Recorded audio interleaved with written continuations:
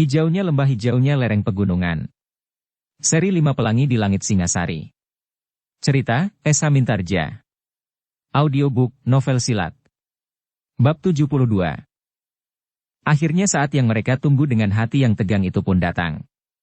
Pada saat langit menjadi semakin cerah, terdengar lengking panah sendaren yang terlontar ke udara seakan-akan menusuk langit.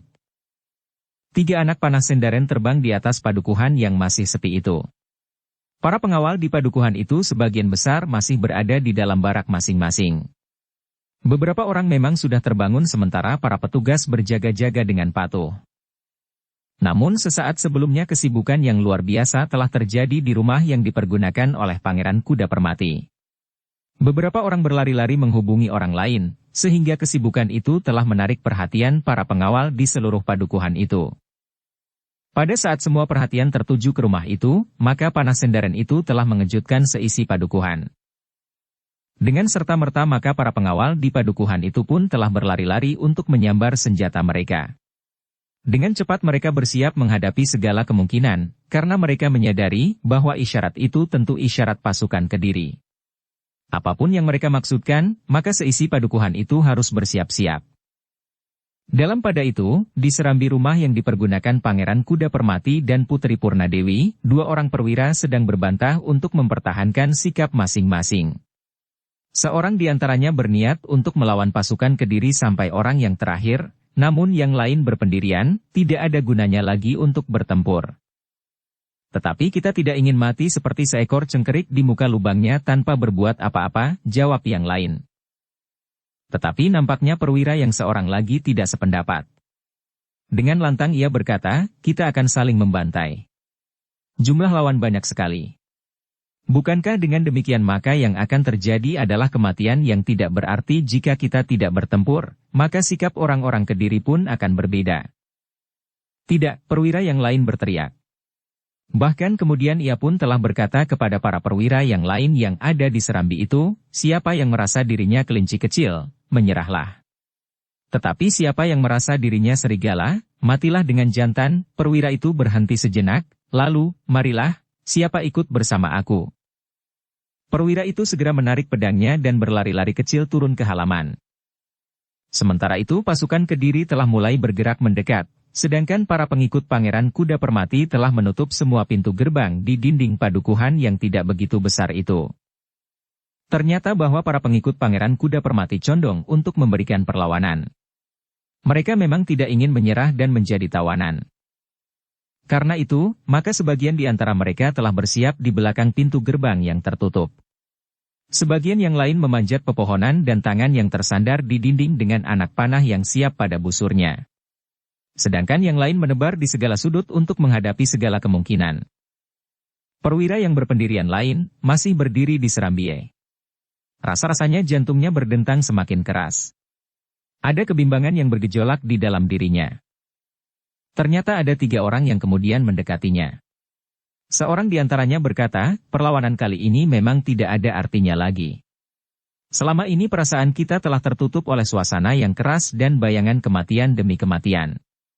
Justru pada saat terakhir hati kita mulai terbuka. Tetapi sudah terlambat, sahut yang lain, sebentar lagi kita memang akan dibantai di halaman rumah ini. Aku memang akan mati. Tetapi aku tidak ingin menambah kotor tanganku dengan darah sesama. Aku sudah terlalu banyak membunuh, berkata perwira itu.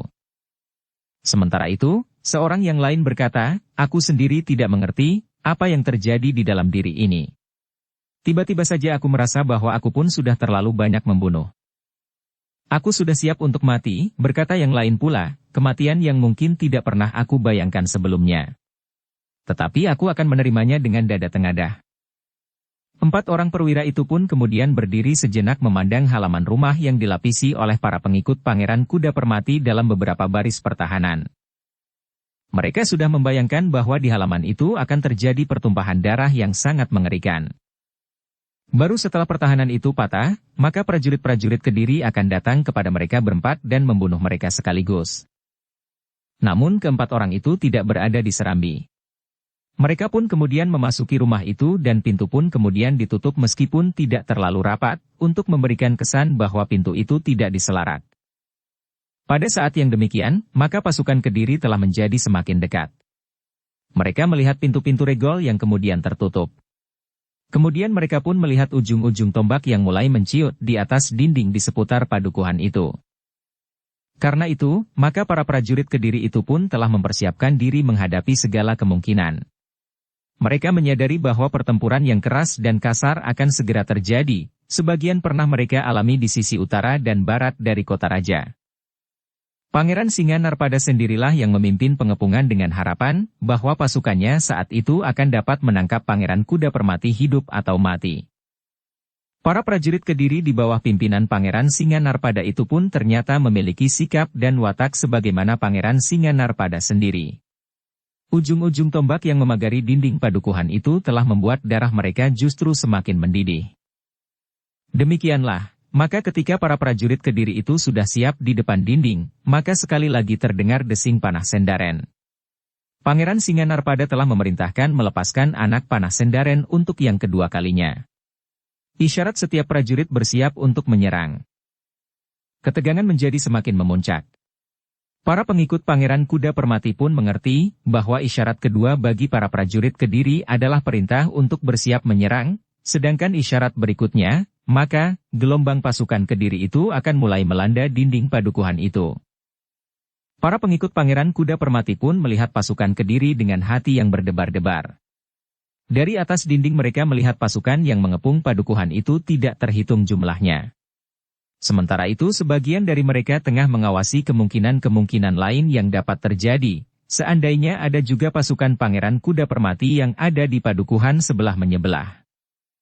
Sejenak kemudian, maka saat yang paling menegangkan itu telah dipecahkan oleh isyarat ketiga.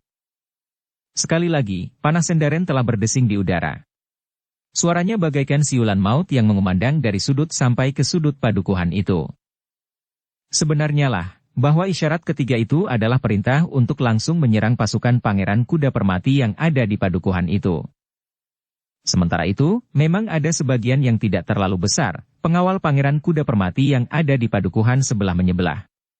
Mereka ternyata terkejut melihat serangkaian yang tiba-tiba saja telah melanda padukuhan yang justru dipergunakan untuk beristirahat Pangeran Kuda Permati dan istrinya, Purnadewi. Karena itu, pengawal yang tidak terlalu banyak yang berada di padukuhan sebelah menyebelah, yang tugas pokok mereka adalah sebagai pengamat, telah bersiap untuk segera melibatkan diri ke dalam pertempuran yang sebentar lagi akan terjadi. Kita tentu akan mendapat hukuman dari Pangeran Kuda Permati, berkata salah seorang perwira yang memimpin pasukan itu. Kita memang lengah. Kita menganggap daerah ini terlalu aman sehingga kita mengendor. Pada saat yang demikian mereka telah datang dan langsung mengepung padukuhan itu. Agaknya ada seorang pengkhianat yang telah memberitahukan tempat tinggal Pangeran Kuda Permati, berkata perwira yang lain, tanpa seorang pengkhianat maka mereka tidak akan dapat menemukan padukuhan tempat tinggal Pangeran Kuda Permati. Para perwira itu tidak sempat untuk mengurai persoalan yang mereka hadapi lebih lama lagi.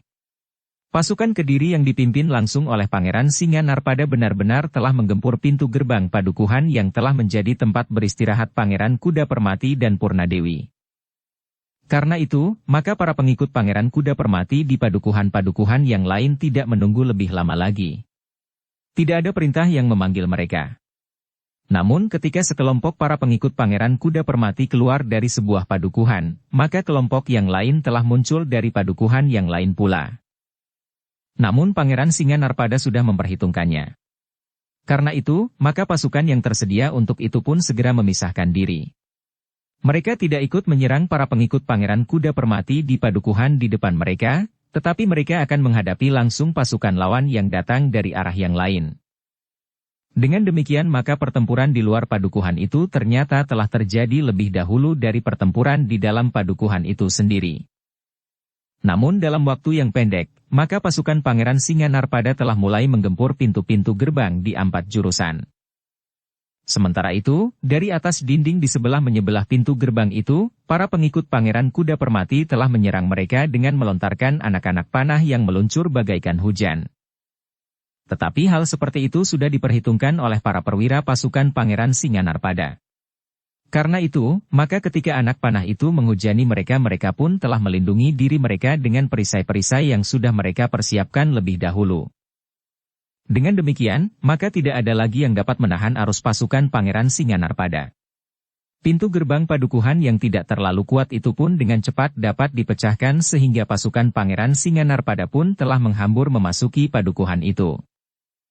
Meskipun di dalam pintu gerbang itu telah menunggu pasukan Pangeran Kuda Permati, namun agaknya arus yang kuat, bagaikan banjir bandang yang telah berhasil memecahkan bendungan itu tidak dapat ditahan sama sekali.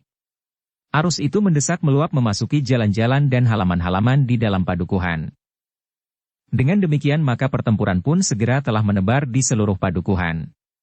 Sementara itu, sebagian dari pasukan Kediri yang tidak sabar menunggu kesempatan memasuki padukuhan lewat pintu gerbang, telah memanjat dinding dan berloncatan masuk. Karena itulah, maka pertempuran telah terjadi di segala sudut. Bagaikan luapan air yang mengalir ke segala penjuru. Namun pasukan Kediri memang lebih banyak.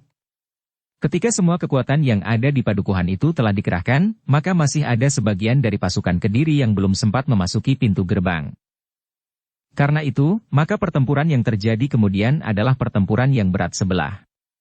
Pasukan Kediri benar-benar bagaikan banjir bandang yang tidak tertahankan.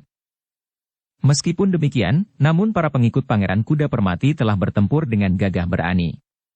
Justru karena mereka merasa bahwa mereka tidak akan mampu mengimbangi kekuatan lawan, maka dengan putus asa mereka telah bertempur tanpa pengendalian diri sama sekali.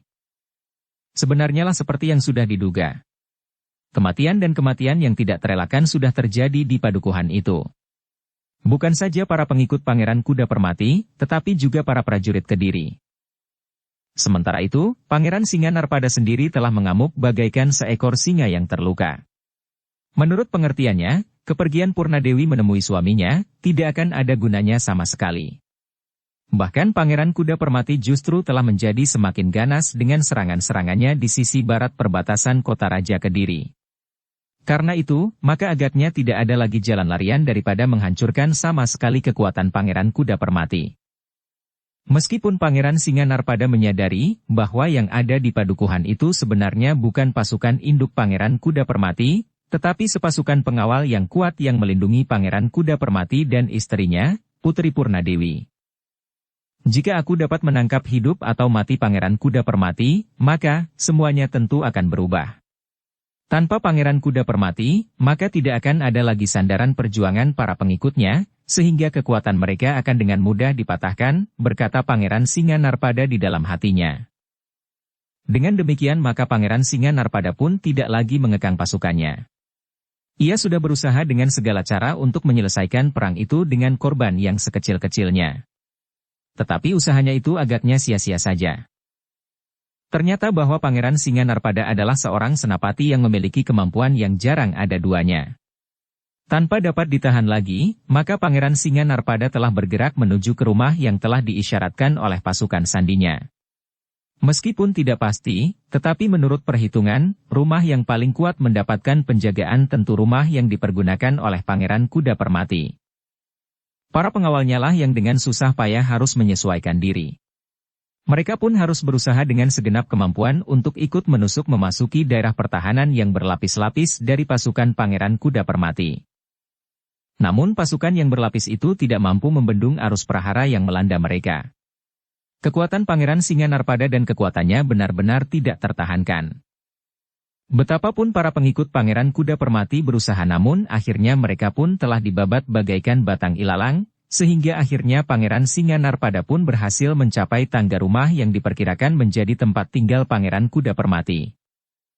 Dengan senjata teracu, maka Pangeran Singanarpada itu pun kemudian telah berusaha untuk memasuki peringgitan rumah itu. Perlahan-lahan dengan tangan kirinya Pangeran Singanarpada mendorong pintu yang tidak diselarak itu. Namun ketika pintu terbuka, ia tidak melihat seorang pun di dalam ruangan itu. Beberapa orang pengawalnya telah menyusulnya. Seorang perwira yang mengenal benar-benar watak Pangeran Singanarpada memperingatkan, berhati-hatilah Pangeran. Pangeran tentu tahu bahwa Pangeran Kuda Permati seorang yang memiliki kemampuan yang sulit dicari bandingnya. Kau anggap aku tidak dapat mengimbangi kemampuannya, geram Pangeran Singanarpada. Tidak, Pangeran. Tetapi Pangeran Kuda Permati mempunyai kelebihan dari Pangeran Singanarpada, jawab perwira itu. Persetan. Apalagi kelebihannya, bertanya Pangeran Singanarpada. Kelicikannya, jawab perwira itu. Gila, sahut Pangeran Singanarpada, aku bukan anak-anak yang dapat dikelabuinya. Perwira itu tidak menjawab lagi. Tetapi diikutinya Pangeran Singanarpada yang memasuki ruang tengah yang kosong. Pangeran Singanarpada pun berhasil mencapai tangga rumah yang diperkirakan menjadi tempat tinggal Pangeran Kuda Permati. Namun tiba-tiba wajahnya menjadi tegang. Ia melihat bayang-bayang di dalam sebuah bilik salah satu dari 3 bilik di ruang dalam.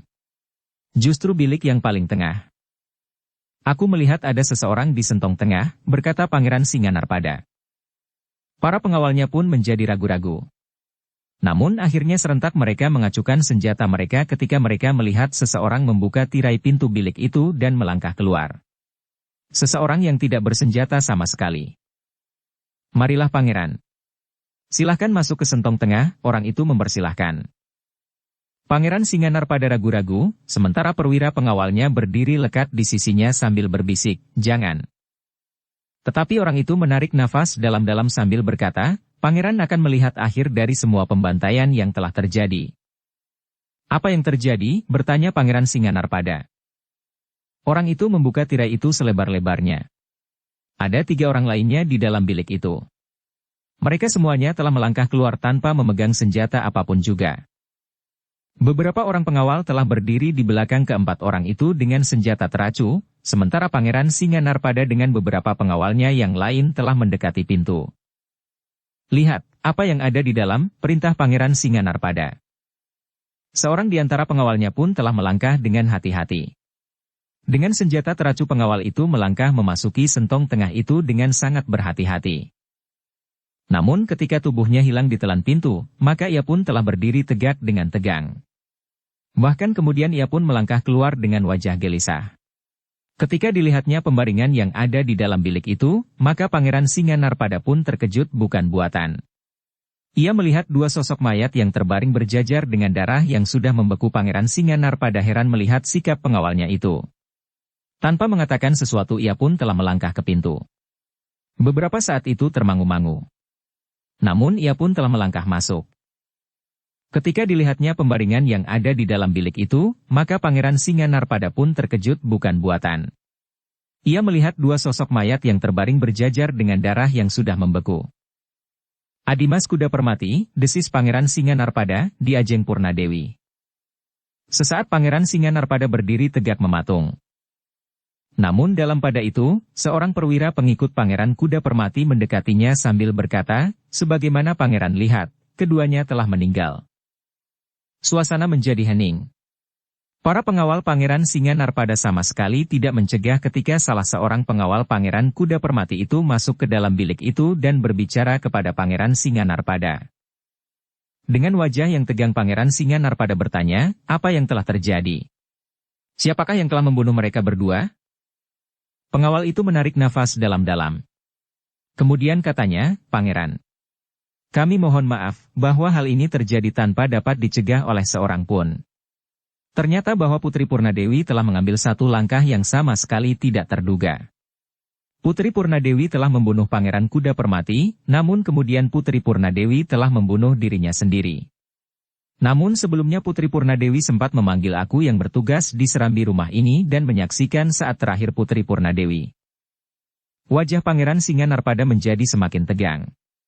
Dengan nada sendat ia bertanya, kenapa Purnadewi berbuat demikian?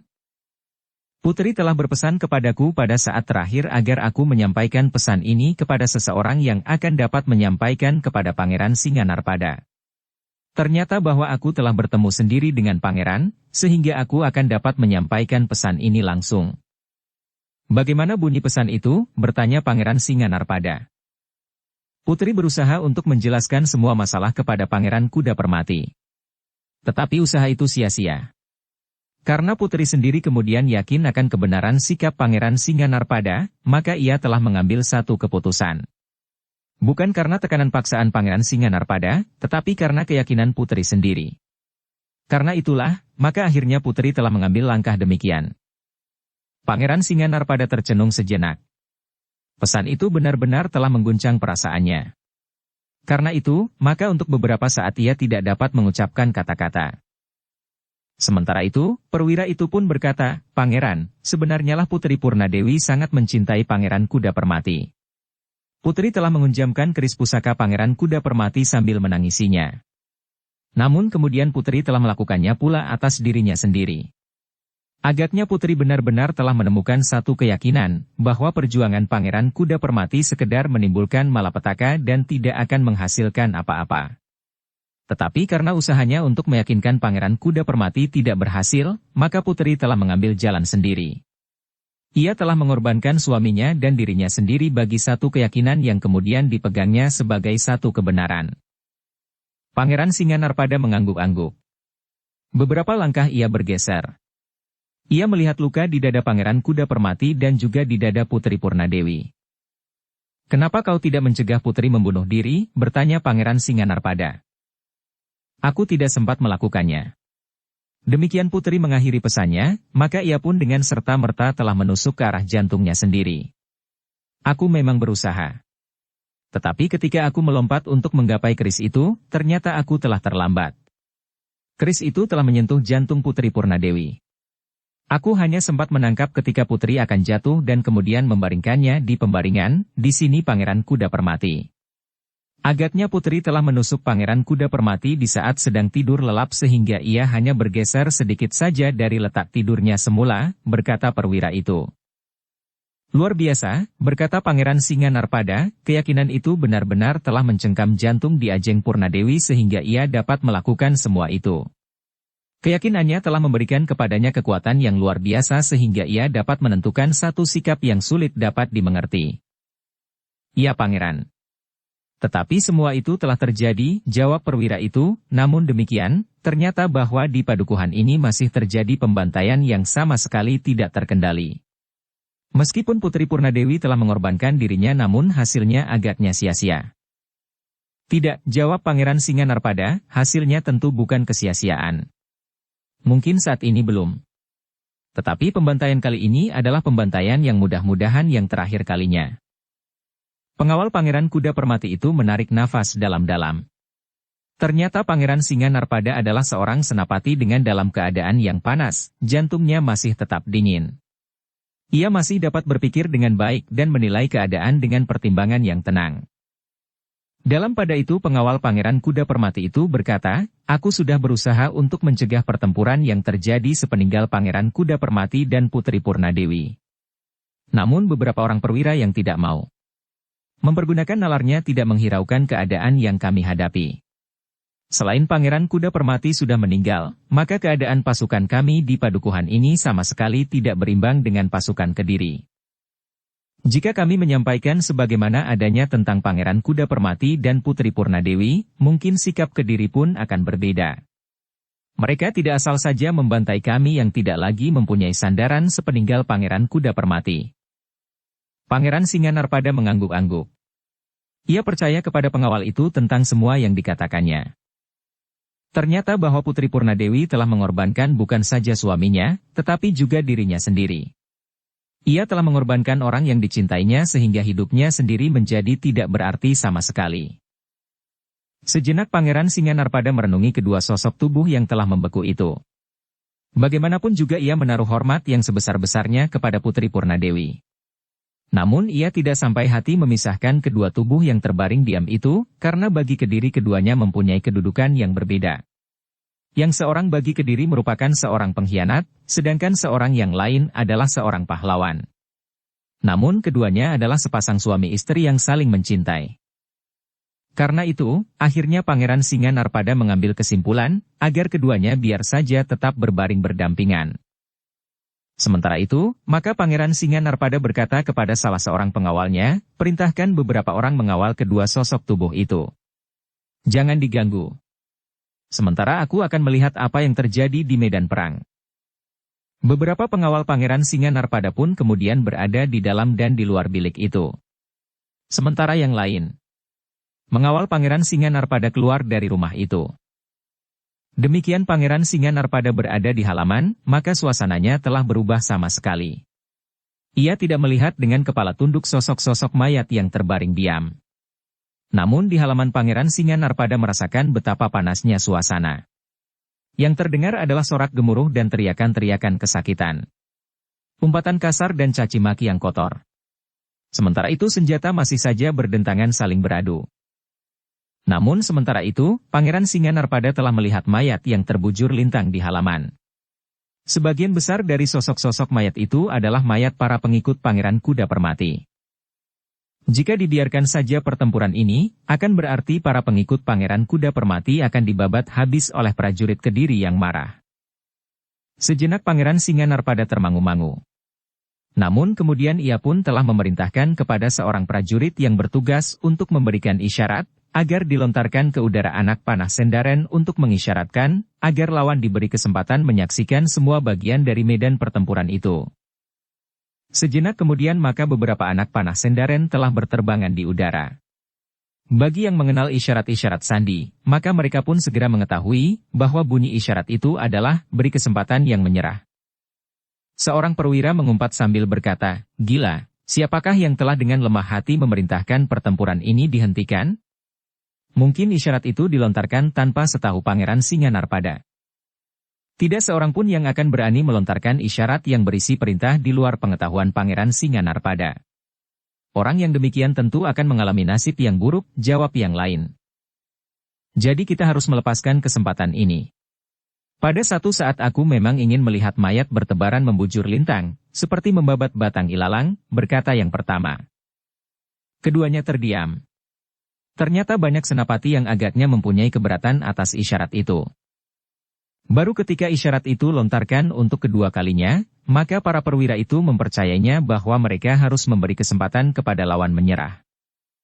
Tidak seorang pun di antara para perwira Pangeran Singanarpada yang berani menentang perintah, bagaimanapun perintah itu tidak sesuai dengan kemarahan yang bergolak di dalam jantung mereka, namun mereka harus melaksanakan perintah itu. Memberi kesempatan lawan mereka untuk menyerah. Karena itu, maka beberapa orang perwira yang memimpin kelompok-kelompok pasukan telah meneriakkan perintah kepada lawan, agar mereka menyerah. Memang tidak mudah untuk memaksa lawan yang putus asa itu menyerah. Para pengikut Pangeran Kuda Permati yang kehilangan nalar itu justru telah bertempur seperti orang yang kesurupan. Seperti orang yang tidak mempunyai perasaan lagi justru karena putus asa.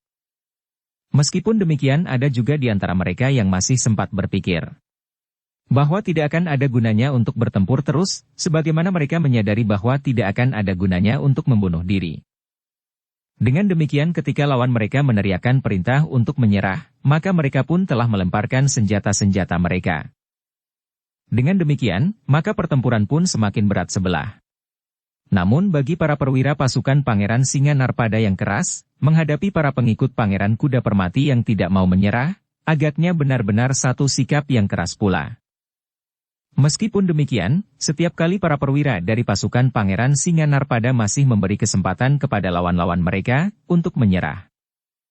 Bagaimanapun juga bergeloranya api di dalam dada para pengikut Pangeran Kuda Permati, namun akhirnya mereka tidak dapat kenyataan bahwa mereka tidak dapat berbuat lain, kecuali mereka yang memang sengaja ingin membunuh diri. Apalagi mereka yang sudah mengerti apa yang sebenarnya terjadi atas Pangeran Kuda Permati. Demikianlah. Akhirnya pertempuran itu pun berhenti juga. Masih ada sebagian dari para pengikut Pangeran Kuda Permati yang ditangkap hidup-hidup.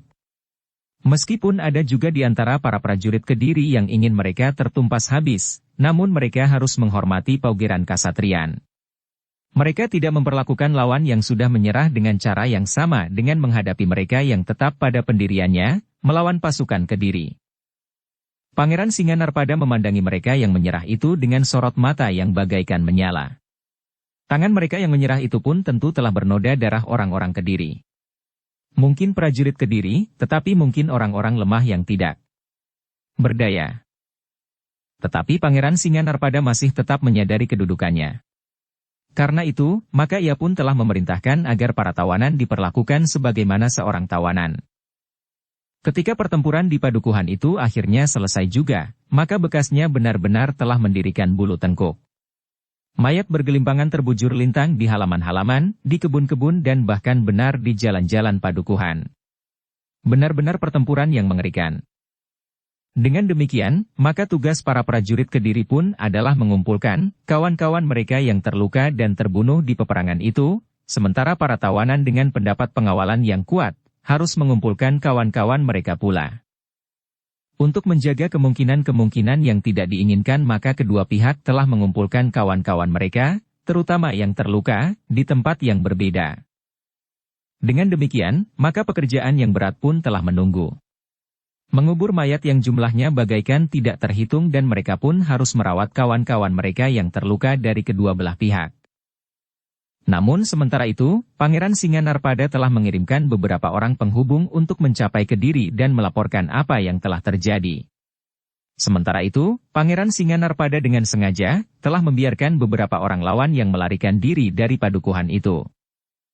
Pangeran Singanarpada berharap bahwa orang-orang yang melarikan diri itu justru akan menyebarkan berita kematian Pangeran Kuda Permati di antara kawan-kawan, sehingga akhirnya berita kematian itu akan didengar oleh semua pengikut Pangeran Kuda Permati. Para penghubung itu dengan hati-hati berpacu meninggalkan padukuhan justru menjelang senja menuju ke kota raja. Mereka berharap bahwa perjalanan di malam hari akan dapat memberikan sedikit perlindungan bagi mereka, karena jika mereka bertumpu dengan kesatuan para pengikut Pangeran Kuda Permati maka mereka tidak akan pernah sampai ke kota raja. Dengan bekal pengalaman dan pengenalan mereka atas daerah yang mereka lalui maka para penghubung itu akhirnya sampai juga ke kota raja. Mereka tidak membuang waktu lebih lama lagi.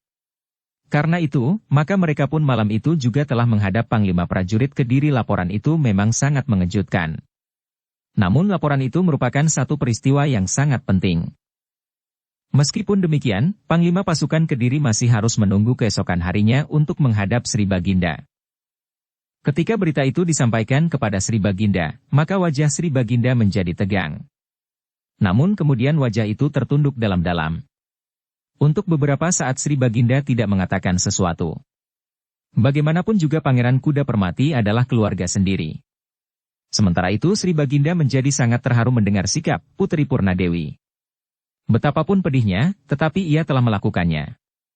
Membunuh suaminya yang sangat dicintainya, karena ia telah menemukan satu keyakinan tentang usaha penyelamatan Kediri. Untuk beberapa saat suasana menjadi hening. Tidak seorang pun yang mendahului Sri Baginda berkata sesuatu. Dengan demikian maka untuk sejenak, ruangan itu menjadi sepi hening. Namun terasa di setiap hati, sentuhan oleh peristiwa yang telah terjadi. Baru kemudian, Sri Baginda berkata, aku tidak mengira betapa tingginya kesetiaan Purnadewi terhadap Kediri. Ia mencintai Kediri melampaui segalanya. Suaminya yang sangat dicintainya telah dikorbankannya. Dan dirinya sendiri, desis salah seorang senapati.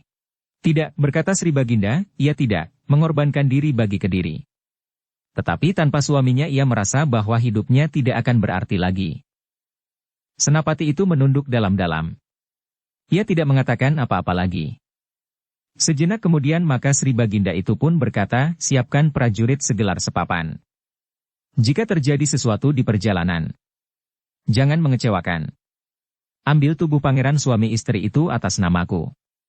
Bawa tunggul kebesaran kerajaan. Sebagai pertanda bahwa kepergian kalian atas perintahku pribadi. Panglima prajurit Kediri itu pun mengangguk. Ia mengerti perasaan yang bergejolak di dalam hati Sri Baginda. Namun ia tidak mengatakan sesuatu. Demikianlah, maka Sri Baginda pun segera memerintahkan Panglima prajurit untuk bersiap dan berangkat, agar pasukan itu tidak terlambat, bahwa tubuh kedua suami istri itu sudah dimakamkan. Panglima pasukan Kediri itu tidak menunda waktu lagi.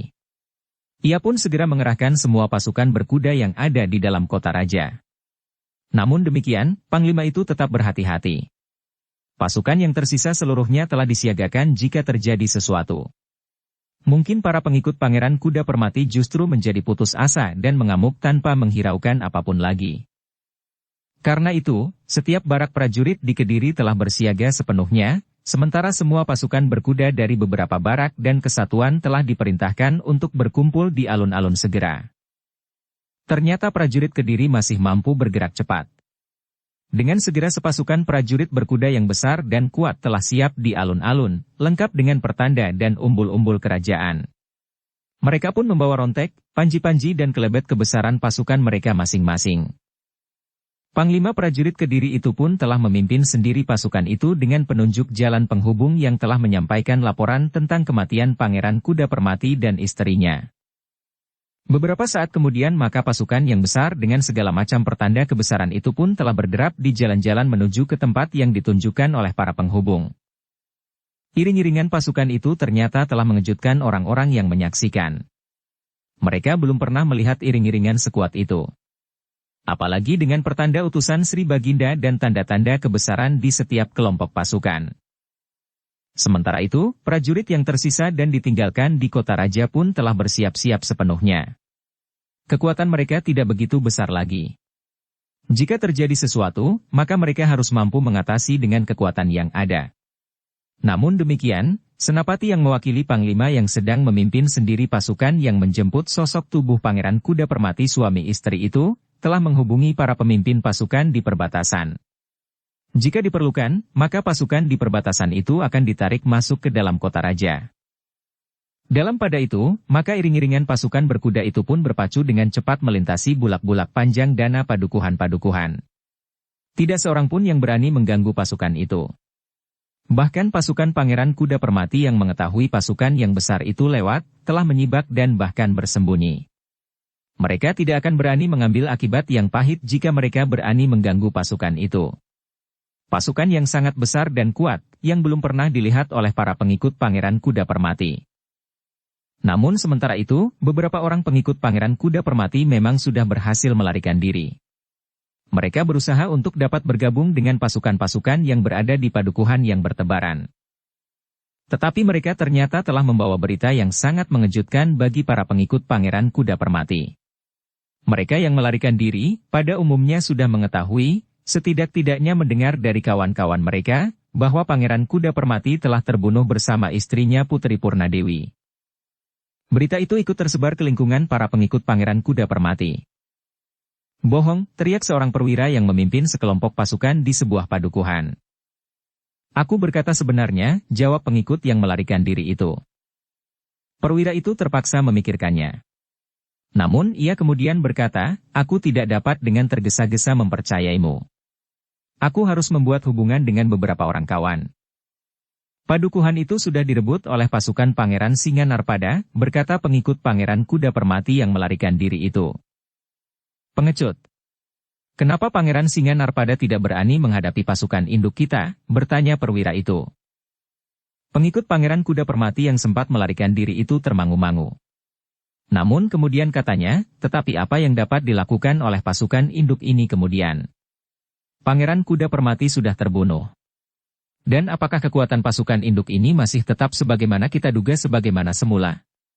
Sebagian di antara kekuatan induk ini, justru kekuatan yang paling terpercaya yang justru sedang mengawal Pangeran Kuda Permati telah dimusnahkan oleh pasukan Pangeran Singanarpada. Sementara itu, kekuatan Kediri jika dikerahkan dan mendapatkan sasaran yang benar, tidak akan dapat kita lawan."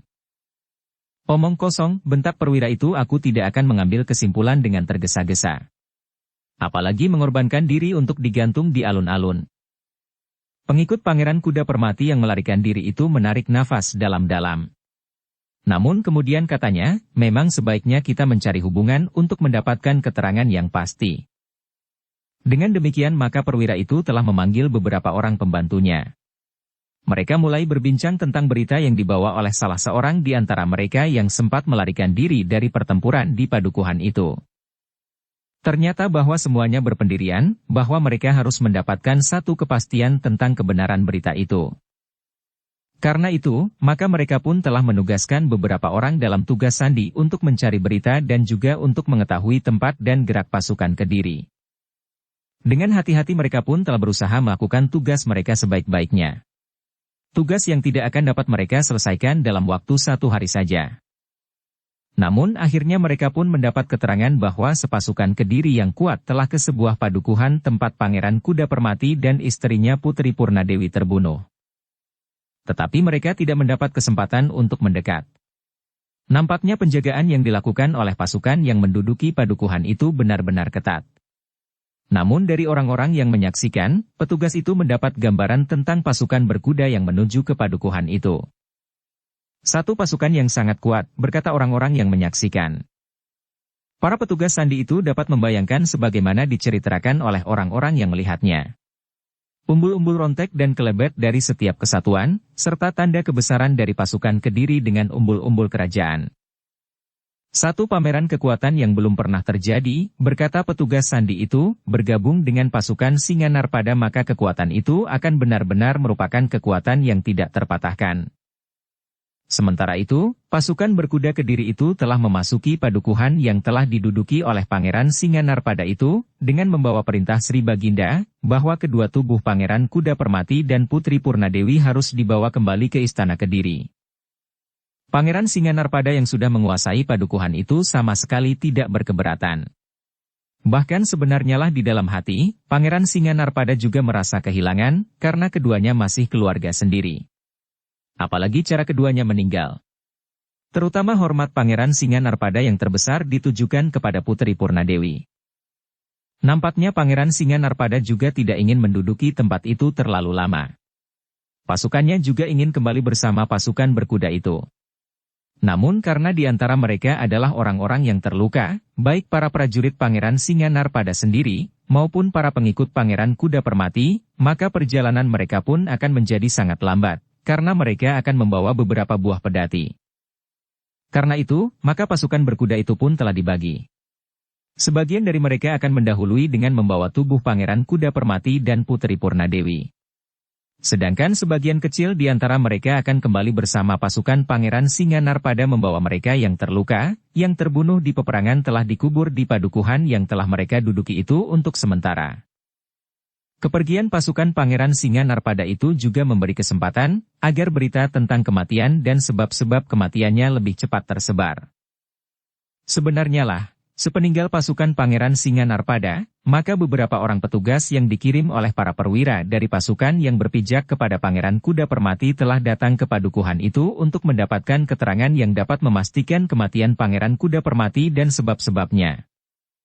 Ternyata berita tentang kematian dan sebab-sebab kematian Pangeran Kuda Permati telah menimbulkan berbagai tanggapan di kalangan pasukan Pangeran Kuda Permati sendiri. Namun sebagian dari mereka merasa bahwa mereka telah kehilangan sandaran untuk meneruskan peperangan. Mereka tidak tahu lagi apa yang sebaiknya mereka lakukan. Karena itu sebagian dari mereka telah mengambil sikap menunggu perkembangan keadaan dengan hati yang patah. Sementara itu, di Kediri, telah dilakukan satu upacara yang wajar bagi seorang pangeran dan istrinya yang meninggal. Mayat keduanya diselenggarakan sebagaimana seharusnya. Sementara itu, Pangeran Lembu Sabdata yang diberitahukan tentang kematian Pangeran Kuda Permati, telah terkejut bukan buatan. Rasa-rasanya hidupnya diguncangkan oleh satu putaran badai yang menggulung segala masa di saat lalu dan yang bakal datang. Kematian Pangeran Kuda Permati telah merampas segala harapannya, sehingga Lembu Sabdata pun merasa seakan-akan ia pun telah ikut terbunuh pula. Pangeran yang garang itu tiba-tiba saja telah menangis seperti kanak-kanak. Menangisi dua sosok mayat yang terbujur diam, sebelum diselenggarakan upacara sebagaimana seharusnya. Namun demikian Sri Baginda masih memerintahkan Pangeran Lembu Sabdata untuk tetap ditahan setelah ia mendapat kesempatan melihat kedua orang suami istri yang telah menjadi sosok tubuh yang membeku. Ada beberapa pertimbangan yang mendorong Sri Baginda untuk tetap memperlakukannya seperti itu. Jika Pangeran Lembu Sabdata kemudian dibebaskan, maka mungkin ia akan dapat mengambil alih pimpinan yang ditinggalkan oleh Pangeran Kuda Permati. Bahkan mungkin pangeran itu akan dapat berbuat jauh lebih kasar dari Pangeran Kuda Permati sendiri. Karena itu, untuk menjaga segala kemungkinan maka untuk sementara Pangeran Lembu Sabdata masih harus dibatasi kebebasannya. Namun sebenarnya lah kebencian Pangeran Lembu Sabdata kepada Pangeran Singanarpada menjadi semakin memuncak. Ketika ia mendapat kesempatan untuk melihat Pangeran Singanarpada yang telah datang pula ke Kediri dengan membawa orang-orang yang sakit, maka dengan kasar Pangeran Lembu Sabdata telah memakinya. Pangeran Singanarpada memandanginya dengan tajamnya. Namun kemudian Pangeran Singanarpada itu berkata, bersikaplah sebagai seorang pangeran yang baik. Meskipun kau berada di dalam pembatasan kebebasanmu, namun kau tetap seorang kesatria. Jangan melakukan satu tindakan yang dapat mencemarkan namamu lebih parah lagi. Bahwa kau sudah melawan Sri Baginda itu, namamu sudah dapat disebut pengkhianat. Apalagi jika bertindak laku kasar. Persetan, geram Pangeran Lembu Sabdata, aku tantang kau berperang tanding. Kau telah membunuh Pangeran Kuda Permati dengan curang. Aku tidak membunuhnya. Mungkin kau sudah mendengar berita kematiannya, jawab Pangeran Singanarpada. Omong kosong, geram Pangeran Lembu Sabdata, kau bunuh Pangeran Kuda Permati dan Putri Purnadewi. Kemudian kau membuat cerita yang tidak masuk akal itu. Bukan aku yang membuat cerita, jawab Pangeran Singanarpada yang berusaha untuk menahan diri, justru aku mendapat cerita itu dari para pengawal setianya yang langsung dapat berbicara dengan Purnadewi pada saat-saat ia berada di ambang kematiannya. Kami bukan orang-orang dungu yang dapat kau kelabui dengan cerita-cerita cengeng itu, bentak Pangeran Lembu Sabdata, karena itu, aku tantang kau berperang tanding dengan sikap seorang kesatria.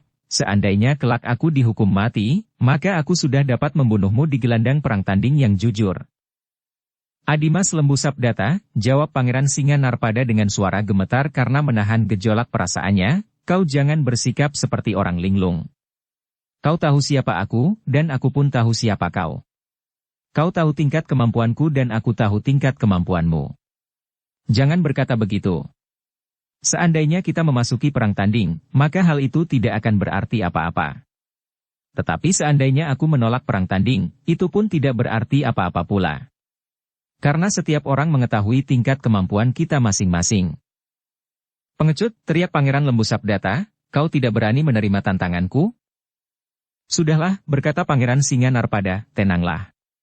Aku tidak mau kau jadikan alat untuk membunuh diri. Pangeran Lembu Sabdata merasa benar-benar terhina. Karena itu maka ia pun berteriak lebih keras lagi, kau jangan terlalu sombong pengecut. Kita lihat, siapakah di antara kita yang memiliki ilmu lebih tinggi. Tetapi Pangeran Singanarpada tidak menanggapinya. Ia sadar sepenuhnya, bahwa pangeran itu bukan lawannya.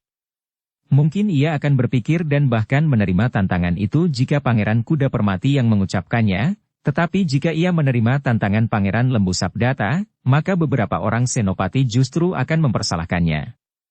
Karena Pangeran Lembu Sabdata bukannya lawannya yang seimbang di dalam olah kanuragan. Karena itu, maka ditinggalkannya Pangeran Lembu Sabdata di dalam biliknya. Masih terdengar pangeran yang marah, kecewa, bingung dan pelbagai perasaan bercampur baur itu memakinya dengan kasar. Bahkan kemudian kata-katanya tidak lagi merupakan kata-kata pilihan seorang pangeran. Pangeran Lembu Sabdata memerlukan perhatian yang sangat khusus, berkata Pangeran Singanarpada, aku cemas jika ia justru terganggu ingatannya. Sebenarnya lah kematian Pangeran Kuda Permati telah membuat Pangeran Lembu Sabdata terguncang. Apalagi berita yang mengatakan bahwa yang membunuh Pangeran Kuda Permati adalah istrinya Purnadewi. Dengan segenap kekuatan nalarnya ia berusaha untuk menolak bahwa berita itu tidak benar. Di dalam angan-angannya ia berusaha meyakinkan dirinya sendiri bahwa berita itu tidak benar. Kematian Pangeran Kuda Permati adalah semata-mata karena kelicikan Pangeran Singanarpada, sehingga dengan demikian, maka Pangeran Lembu Sabdata justru telah kehilangan kepercayaannya kepada kenyataan yang terjadi. Kenyataan baginya kemudian adalah apa yang terjadi di dalam angan-angannya. Karena itulah, maka kenyataan bagi Pangeran Lembu Sabdata adalah berbeda dengan kenyataan yang dialami oleh orang-orang lain. Dengan demikian, maka seperti yang dikatakan oleh Pangeran Singanarpada, bahwa Pangeran Lembu Sabdata memerlukan perhatian tersendiri, karena sifat dan tingkah lakunya kemudian telah berubah. Ia memandang segala sesuatu atas dasar keyakinan kebenarannya yang berbeda dengan kenyataan yang sebenarnya terjadi. Peristiwa-peristiwa itu memang membuat Sri Baginda menjadi semakin berprihatin. Sementara itu, masih belum ada tanda-tanda bahwa dengan kematian Pangeran Kuda Permati, maka permusuhan akan mereda. Namun Pangeran Singanarpada, senapati yang keras dan bersikap tegas tanpa ragu-ragu itu benar-benar telah mengalami kejenuhan, dengan saling berbunuhan. Karena itu, maka ia pun telah mengusulkan kepada Sri Baginda, agar Sri Baginda membuat maklumat untuk memerintahkan semua pengikut Pangeran Kuda Permati untuk menyerah. Barang siapa yang menyerah akan dipertimbangkan pengampunan dan pengurangan hukuman. Tetapi siapa yang berkeras untuk melanjutkan pemberontakan akan ditindas dengan sikap yang lebih keras lagi. Ternyata Sri Baginda menerima usul Pangeran Singanarpada. Diperintahkannya untuk membuat pengumuman bagi semua orang yang telah tersesat ke dalam lingkungan Pangeran Kuda Permati. Bahkan Sri Baginda pun tanpa ragu-ragu memberikan batasan waktu untuk 2 bulan jika dalam waktu yang ditetapkan masih ada orang atau sekelompok orang yang tidak bersedia menyerah, maka persoalannya kemudian adalah persoalan Pangeran Singanarpada. Ternyata bahwa pengumuman itu membawa banyak sekali pengaruh kepada para pengikut Pangeran Kuda Permati. Perintah yang disebarkan ke seluruh wilayah Kediri itu telah menyentuh hati para pengikut Pangeran Kuda Permati yang masih sempat mempergunakan nalarnya. Karena itulah, maka berurutan, beberapa kelompok dari mereka telah mendatangi kesatuan-kesatuan prajurit Kediri untuk menyerahkan diri. Namun demikian masih juga ada orang yang mengeraskan hatinya, untuk tetap dalam sikapnya. Mereka justru telah berusaha untuk menghalang-halangi kawan-kawan mereka yang ingin menyerahkan diri. Bahkan kadang-kadang dengan kekerasan. Karena itu, maka ada sekelompok pengikut Pangeran Kuda Permati yang merasa dirinya terlalu lemah, berusaha untuk justru minta perlindungan kepada para prajurit terhadap ancaman kawan-kawan mereka sendiri sebelum mereka menyerah. Terhadap kelompok-kelompok yang demikian, maka para prajurit Kediri telah mendapat perintah untuk menjemput mereka dan melindungi mereka dari ancaman kawan-kawan mereka yang tidak ingin melihat Kediri menjadi tenang. Dengan demikian maka dalam waktu yang ditentukan, sebagian dari para pengikut Pangeran Kuda Permati sudah berada di Kediri, di dalam pengawasan para prajurit. Sehingga usaha Pangeran Singanarpada dan pengorbanan Putri Purnadewi dengan kematian suaminya yang dicintainya tidak sia-sia. Bahkan kemudian Putri Purnadewi yang merasa tidak ada lagi gunanya untuk hidup tanpa suaminya telah membunuh diri pula. Purnadewi telah menyelamatkan beribu jiwa orang Kediri dari kedua belah pihak, berkata Sri Baginda kepada Pangeran Singanarpada, karena itu, pantas baginya untuk mendapat penghormatan yang setinggi-tingginya. Pengorbanan itu memang diakui oleh semua unsur yang ada di Kediri. Bahkan para pengikut Pangeran Kuda Permati sendiri kemudian melihat bahwa dengan demikian kematian-kematian dapat sangat dibatasi. Meskipun demikian, ternyata bahwa keadaan masih belum tenang seluruhnya. Ternyata sampai pada batas waktu yang ditentukan, masih ada kelompok-kelompok pengikut Pangeran Kuda Permati yang tetap pada pendiriannya. Bahkan mereka menjadi kehilangan pegangan dan liar. Sehingga dengan demikian mereka justru menjadi gerombolan-gerombolan yang sangat berbahaya. Karena itulah, maka setelah batas waktunya lewat, maka menyusul perintah berikutnya dari Sri Baginda di Kediri kepada semua senapati. Bahwa mereka harus bertindak tegas terhadap sisa-sisa pengikut Pangeran Kuda Permati. Rakyat Kediri yang menjadi ketakutan terhadap gerombolan-gerombolan liar yang menjadi buas itu memerlukan perlindungan. Dengan demikian, maka pertempuran-pertempuran pun telah mulai menjalar lagi di beberapa padukuhan. Tetapi suasananya sudah jauh berbeda dengan sebelumnya. Yang terjadi kemudian, bukan lagi pertempuran-pertempuran yang sengit dari dua kekuatan yang seimbang, atau hampir seimbang, tetapi yang terjadi kemudian adalah bahwa pasukan Kediri sedang memburu kelompok-kelompok perlawanan yang keras kepala, putus asa dan bahkan sebagai laku untuk membunuh diri. Namun dengan demikian, akibatnya bagi rakyat tidak jauh berbeda.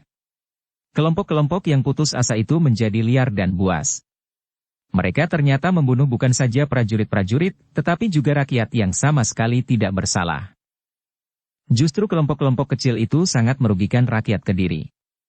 Meskipun mereka juga orang-orang Kediri tetapi dengan putus asa mereka menganggap bahwa semua orang Kediri justru telah memusuhinya. Dalam pada itu, Pangeran Singanarpada mempunyai tugas yang tidak susut beratnya. Ia harus menggerakkan pasukannya dengan cepat dari satu tempat ke lain tempat. Namun akhirnya Pangeran Singanarpada telah mempelajari apa yang terjadi di daerah perbatasan sebelah utara. Di daerah yang dipimpin oleh Panji Sempana Murti. Karena itulah, maka Pangeran Singanarpada telah menganjurkan rakyat Kediri untuk menyusun kekuatan di setiap padukuhan. Dengan demikian maka Pangeran Singanarpada telah memberikan tugas kepada para senapati di daerah perbatasan untuk menyusun kekuatan sebagaimana dilakukan oleh Panji Sempana Murti. Prajurit Kediri akan selalu membantu mereka. Pasukan Pangeran Singanarpada dan prajurit Kediri yang bertugas di daerah perbatasan akan selalu berusaha untuk berada di segala tempat yang membutuhkan. Karena itu, kecuali pasukan Pangeran Singanarpada maka di setiap daerah perbatasan telah disusun pula pasukan berkuda yang kuat. Para senapati telah mempergunakan cara sebagaimana dilakukan oleh pasukan Pangeran Kuda Permati dan pasukan yang dipimpin oleh Panji Sempana Murti. Mereka mempergunakan kuda yang ada di daerah mereka masing-masing. Namun rakyat Kediri ternyata lebih ikhlas memberikan kudanya kepada para prajurit Kediri daripada para pengikut Pangeran Kuda Permati, karena kemungkinan untuk dikembalikan jika kuda itu berada di tangan prajurit Kediri adalah jauh lebih besar daripada jika kuda itu diambil oleh para pengikut Pangeran Kuda Permati. Selain itu, maka kuda yang dapat dirampas dari pasukan Pangeran Kuda Permati yang menyerah pun cukup banyak, meskipun kuda itu juga berasal dari rakyat Kediri sendiri. Demikian usaha yang dilakukan sebagaimana dilakukan di daerah perbatasan utara, maka gerak pasukan Pangeran Kuda Permati yang tersisa dan terkoyak-koyak itu menjadi semakin terbatas. Dengan demikian maka usaha Pangeran Singanarpada semakin terasa tidak sia-sia. Senapati yang keras dan bertindak dengan tegas itu telah berusaha untuk mengurangi jumlah kematian akibat pertentangan di antara orang-orang Kediri sendiri. Nampaknya usaha Pangeran Singanarpada untuk mengurangi korban masih dilakukan. Sekali lagi ia memohon kepada Sri Baginda untuk memanggil mereka yang sesat itu agar mencari jalan kembali, dengan janji pengurangan hukuman bagi mereka yang memenuhi panggilan itu. Tetapi bagi mereka yang menolak pada kesempatan terakhir itu, maka Pangeran Singanarpada dan para senapati di semua daerah perbatasan dan daerah kekuasaan Kediri, akan menyapu mereka tanpa ampun. Panglima itu pun ternyata masih ada gunanya. Beberapa kelompok di antara mereka ternyata telah menyerah, sehingga dengan demikian maka usaha itu telah berhasil mengurangi lagi korban yang akan jatuh di peperangan. Tetapi sesudah panggilan itu lewat waktunya, maka Pangeran Singanarpada dan para senapati benar-benar telah melakukan sebagaimana dikatakan sebelumnya. Sisa-sisa pasukan Pangeran Kuda Permati telah disapu di segala medan. Namun dalam pada itu, ketika pasukan Kediri bergerak di semua medan dan menghancurkan sisa-sisa pasukan yang memberontak itu, maka di Singasari telah timbul pula akibatnya. Pasukan yang dikejar-kejar di Kediri itu sebagian telah menyusup ke daerah Singasari. Sementara itu pada dasarnya memang sudah ada alas bagi mereka untuk bergerak. Ada beberapa kelompok yang dapat mereka jadikan landasan gerak selama mereka berada di Singasari. Mereka adalah kelompok-kelompok yang pada gerakan Pangeran Kuda Permati mulai, telah menyusup di daerah Singasari. Mereka adalah kelompok-kelompok yang mendapat tugas untuk menebangi hutan yang menghadap ke daerah-daerah yang merupakan lumbung makanan bagi Singasari dan juga Kediri. Karena itu, maka yang kemudian terasa adalah justru pergolakan yang terjadi di daerah Singasari. Dalam pada itu, para petugas sandi baik dari Kediri maupun dari Singasari yang berada di Kediri telah memberikan isyarat. Kelompok-kelompok yang kehilangan pegangan dan putus asa itu tidak mendapat tempat lagi di Kediri, sehingga mereka telah menyusup keluar daerah kuasa Kediri dalam lingkungan kesatuan Singasari. Dengan demikian, maka pasukan Singasari yang berada di perbatasan pun telah siap untuk bergerak. Tetapi ternyata bahwa tugas mereka tidak semudah yang mereka duga. Pasukan yang tersisa dari para pengikut Pangeran Kuda Permati itu, tidak melintasi perbatasan lewat jalan yang seharusnya dilalui. Mereka telah memilih jalan yang lain, jalan yang sesuai dengan keadaan mereka. Menyusup di antara hutan-hutan yang lebat, melintasi daerah yang berawa-rawa dan jalan-jalan memintas lainnya yang biasanya sulit untuk dilalui. Dengan susah payah mereka mencari hubungan dengan orang-orang yang pernah bekerja sama dengan mereka. Padepokan-padepokan dan kelompok-kelompok yang untuk beberapa saat harus menghentikan kegiatan mereka karena sikap para prajurit Singasari yang tegas dan pakuan-pakuan yang setia yang dengan sungguh-sungguh berusaha ikut mencegahnya. Sementara itu, di Kediri sendiri, keadaan semakin bertambah baik. Kelompok-kelompok kecil yang tidak berarti telah dihancurkan sama sekali. Bukan saja oleh pasukan Pangeran Singanarpada dan para senapati di daerah perbatasan, tetapi anak-anak muda di padukuhan-padukuhan yang bangkit bersama para prajurit telah membantu mempercepat penyelesaian. Meskipun masih ada juga kelompok-kelompok yang berhasil mengacaukan 1-2 padukuhan, tetapi dengan isyarat yang sambung bersambung, maka biasanya pasukan berkuda yang disiapkan oleh para senapati di daerah perbatasan akan dapat mengatasi. Seandainya kelompok-kelompok itu sempat meninggalkan padukuhan yang menjadi sasaran pengacauannya, namun kemudian mereka tidak akan luput dari tangan pasukan berkuda yang mampu bergerak cepat. Karena kemampuan kelompok itu pergi, maka mereka akan dikejar oleh suara kentongan di segala penjuru. Karena itulah, maka hampir semua kelompok yang tersisa telah berusaha untuk keluar dari daerah Kediri. Tetapi karena kebencian mereka terutama tertuju kepada Singasari, maka mereka pun berusaha untuk dapat menyusup memasuki wilayah Singasari atau pakuan-pakuan yang setia kepada Singasari untuk melepaskan dendam mereka. Sikap mereka yang demikian itulah yang ternyata kemudian memang menyulitkan Singasari. Pada saat yang demikian maka dengan tergesa-gesa Mahisa Pukat dan Mahisa Murti telah dikirim dengan membawa pesan dari pemimpin petugas sandi di Kediri, bahwa Singasari harus bersiap menghadapi akibat yang demikian. Mahisa Bungalan dan sekelompok pasukan memang sudah berada di perbatasan. Namun persoalan kemudian yang timbul bukan persoalan pasukan di perbatasan. Tetapi sebenarnya lah di samping perintah yang cepat untuk memberikan keterangan terperinci tentang gerak sisa pasukan Kediri, Mahisa Murti dan Mahisa Pukat juga mendapat perintah untuk menyampaikan laporan tentang akhir yang pahit dari kehidupan Pangeran Kuda Permati suami istri. Berita itu diterima di Singasari sebagaimana diterima oleh si Baginda di Kediri. Betapa kagumnya para pemimpin di Singasari terhadap Putri Purnadewi yang telah mengorbankan nilai hidupnya yang paling tinggi, yaitu cintanya, bagi keselamatan beribu jiwa orang-orang Kediri. Namun di samping kekaguman itu, maka di Singasari pun telah dikeluarkan perintah untuk bertindak tegas terhadap orang-orang Kediri yang menyusup ke Singasari dengan sikap yang garang karena dendam dan kebencian. Mahisa Bungalanlah yang mendapat perintah untuk melakukannya, ia harus mengambil langkah-langkah sesuai dengan langkah-langkah yang diambil oleh Kediri sendiri. Jika tidak maka Singasari justru akan menjadi tempat bersembunyi yang sejuk bagi sisa-sisa pengikut Pangeran Kuda Permati. Dalam pada itu, maka Mahisa Murti dan Mahisa Pukat masih saja bertugas hilir mudik antara Kediri dan Singasari. Namun dalam keadaan terakhir, maka Mahisa Murti dan Mahisa Pukat lebih sering berada di Singasari. Bahkan sekali-sekali ia ikut bersama Mahisa Bungalan untuk mengadakan pengamatan di daerah-daerah yang dilaporkan menjadi jalur jalan pelarian dari Kediri. Sementara itu, maka memang mulai terdengar lagi berita tentang penebangan hutan. Bahkan pada suatu ketika, kerusakan hutan di lereng gunung yang langsung menghadap ke kota raja sudah meningkat menjadi parah. Mahisa Bungalan berusaha untuk menindas gerakan itu dengan hati-hati. Namun ternyata bahwa Mahisa Bungalan lelah dipaksa oleh keadaan untuk bertindak lebih tegas lagi. Sebagaimana dilakukan oleh Pangeran Singanarpada. Jantung Mahisa Bungalan tidak lagi dapat disabarkan ketika orang-orang yang berkeliaran itu tidak saja menebangi hutan, tetapi ternyata mereka telah mulai membakar hutan. Karena itu, maka perintah terakhir pun telah dijatuhkan. Tidak ada ampun lagi bagi mereka yang telah mengacaukan ketenangan hidup di Singasari. Terlebih-lebih lagi, mereka itu telah merusakkan citra masa depan dengan cara yang paling keji. Karena itulah, maka Mahisa Bungalan telah memerintahkan pasukannya untuk menghancurkan sisa-sisa pengikut Pangeran Kuda Permati itu di daerah Singasari. Namun dalam pada itu, maka Singasari pun harus mengerahkan pasukannya untuk membantu memadamkan kebakaran di hutan di lereng sebuah bukit. Sepasukan prajurit itu harus memisahkan daerah yang terbakar dengan daerah yang masih belum dijamah oleh api. Dari Mahisa Murti dan Mahisa Pukat.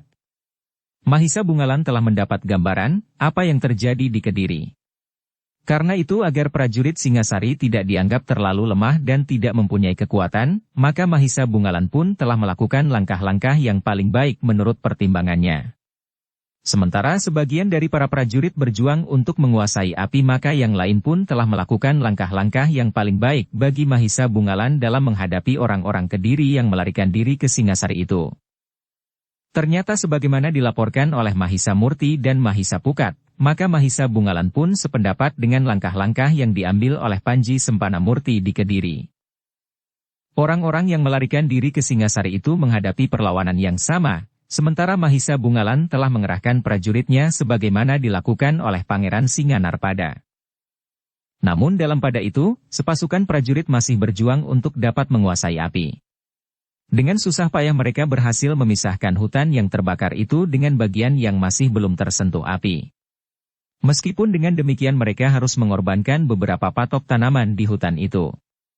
Namun ternyata mereka tidak sempat menebangi pohon-pohon raksasa. Sehingga karena itu, maka kadang-kadang garis pemisah itu harus berbelok apabila membentur pohon raksasa yang tidak mungkin ditebang dalam waktu dekat. Dengan bekerja keras, maka akhirnya para prajurit itu dapat membatasi daerah yang menjadi mangsa api. Meskipun para prajurit itu tidak mampu menahan hutan yang tertelan oleh nyala api itu, tetapi api itu tidak lagi menjalar keluar dari daerah yang terkurung oleh garis pemisah yang dibuat oleh para prajurit. Sementara itu, maka orang-orang Kediri yang menyusup ke Singasari pun menjadi semakin kehabisan ruang gerak. Mereka terdesak masuk ke dalam hutan-hutan yang lebat dan jauh dari padukuhan untuk menghindarkan diri dari kejaran orang-orang Singasari. Sementara itu seperti di Kediri maka di padukuhan-padukuhan anak-anak muda telah bangkit dan dengan berani melawan mereka meskipun setiap kali anak-anak muda di padukuhan-padukuhan itu masih harus membunyikan kentongan untuk memanggil para prajurit dari pasukan berkuda untuk segera datang membantu mereka. Dengan demikian, maka pada suatu saat, orang-orang Kediri itu telah benar-benar merasa terjepit. Namun dengan demikian, maka mereka pun telah kehilangan tujuan mereka. Yang mereka lakukan kemudian adalah sekedar mempertahankan hidup. Kadang-kadang mereka menyamun dan merampok. Tetapi usaha itu pun semakin lama menjadi semakin sulit dilakukan karena tekanan pasukan Mahisa Bungalan. Maka akhirnya tidak ada jalan lain bagi mereka daripada menyerahkan diri. Karena itulah, maka baik di Singasari maupun di Kediri, suasana berangsur menjadi tenang. Beberapa kelompok kecil yang masih tertinggal tidak mempunyai pilihan lain kecuali menyerahkan diri. Apapun yang akan mereka alami, maka mereka akhirnya harus memilih langkah itulah yang dapat mereka ambil satu-satunya. Dengan demikian, maka yang dapat diatasi di Singasari bukan saja orang-orang yang melarikan dari Kediri, tetapi juga alas-alas tempat berpijak dari orang-orang Kediri itu, yang memang sejak semula berada di Singasari sendiri. Namun demikian, bukan berarti bahwa segala sesuatunya telah selesai. Orang-orang Singasari kemudian masih selalu sibuk dengan hutan-hutan mereka. Baik yang ditebangi oleh orang-orang yang tidak bertanggung jawab, dan apalagi yang telah dibakar, sehingga sebagian dari hutan yang subur itu telah menjadi sebuah padang yang merah gersang. Namun demikian, api itu tidak dapat membuat tanah itu menjadi cengkar. Karena jika sekali saja hujan menitik maka tumbuh-tumbuhan pun akan tumbuh pula di padang yang merah dan gersang itu. Ketika musim hujan kemudian tiba, maka para prajurit Singasari mempunyai kesibukan baru. Bersama rakyat di bawah lereng bukit, mereka telah berusaha untuk menanam pepohonan di hutan-hutan yang telah ditebangi serta yang telah dimakan oleh api. Sehingga dengan demikian, maka lereng-lereng yang gersang itu kemudian mulai nampak hijau subur lagi. Meskipun pepohonan yang ada kemudian masih baru tumbuh, namun hijaunya seminya dedaunan memberikan warna harapan bagi masa depan. Namun dalam pada itu, sebenarnya lah Kediri masih belum tenang benar meskipun tidak nampak pada wujud lahiriahnya. Namun demikian, beberapa orang bangsawan justru mulai merenungi perjuangan Pangeran Kuda Permati. Jika semula seakan-akan mereka tidak sempat untuk memikirkannya, namun kemudian ketika Kediri menjadi tenang, maka waktu pun terasa semakin lapang untuk melihat Kediri dalam hubungannya dengan Pakuwon dan Singasari sendiri. Ketika seorang pangeran sempat datang ke sebuah ruang tempat membatasi gerak Pangeran Lembu Sabdata, maka pangeran itu mendengar dalam ketidaksadarannya Pangeran Lembu Sabdata telah mengigau tentang cita-cita perjuangan Pangeran Kuda Permati. Cita-cita itu memang menarik, berkata pangeran itu, tetapi cara yang diambil oleh Kakang Mas Kuda Permati ternyata keliru.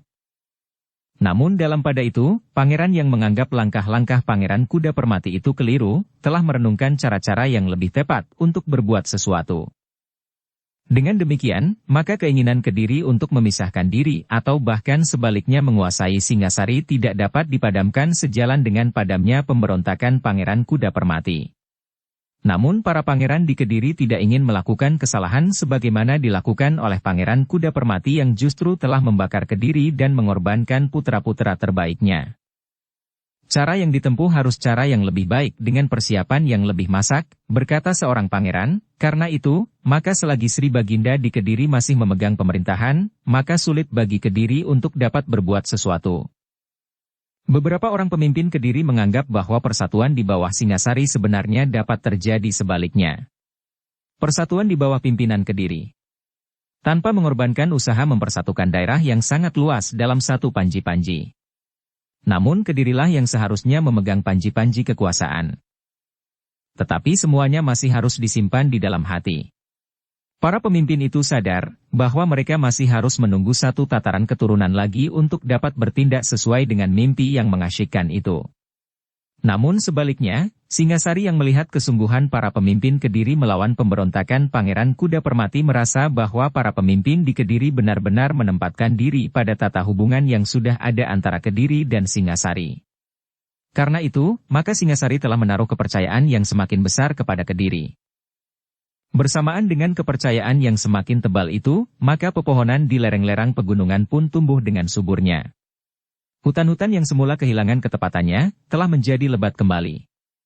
1000 macam pepohonan telah membuat hutan-hutan menjadi hijau dan lembah-lembah pun nampak semakin subur bagaikan dibentangi selembar permadani yang hijau tebal menyelubungi lembah dan lereng pegunungan.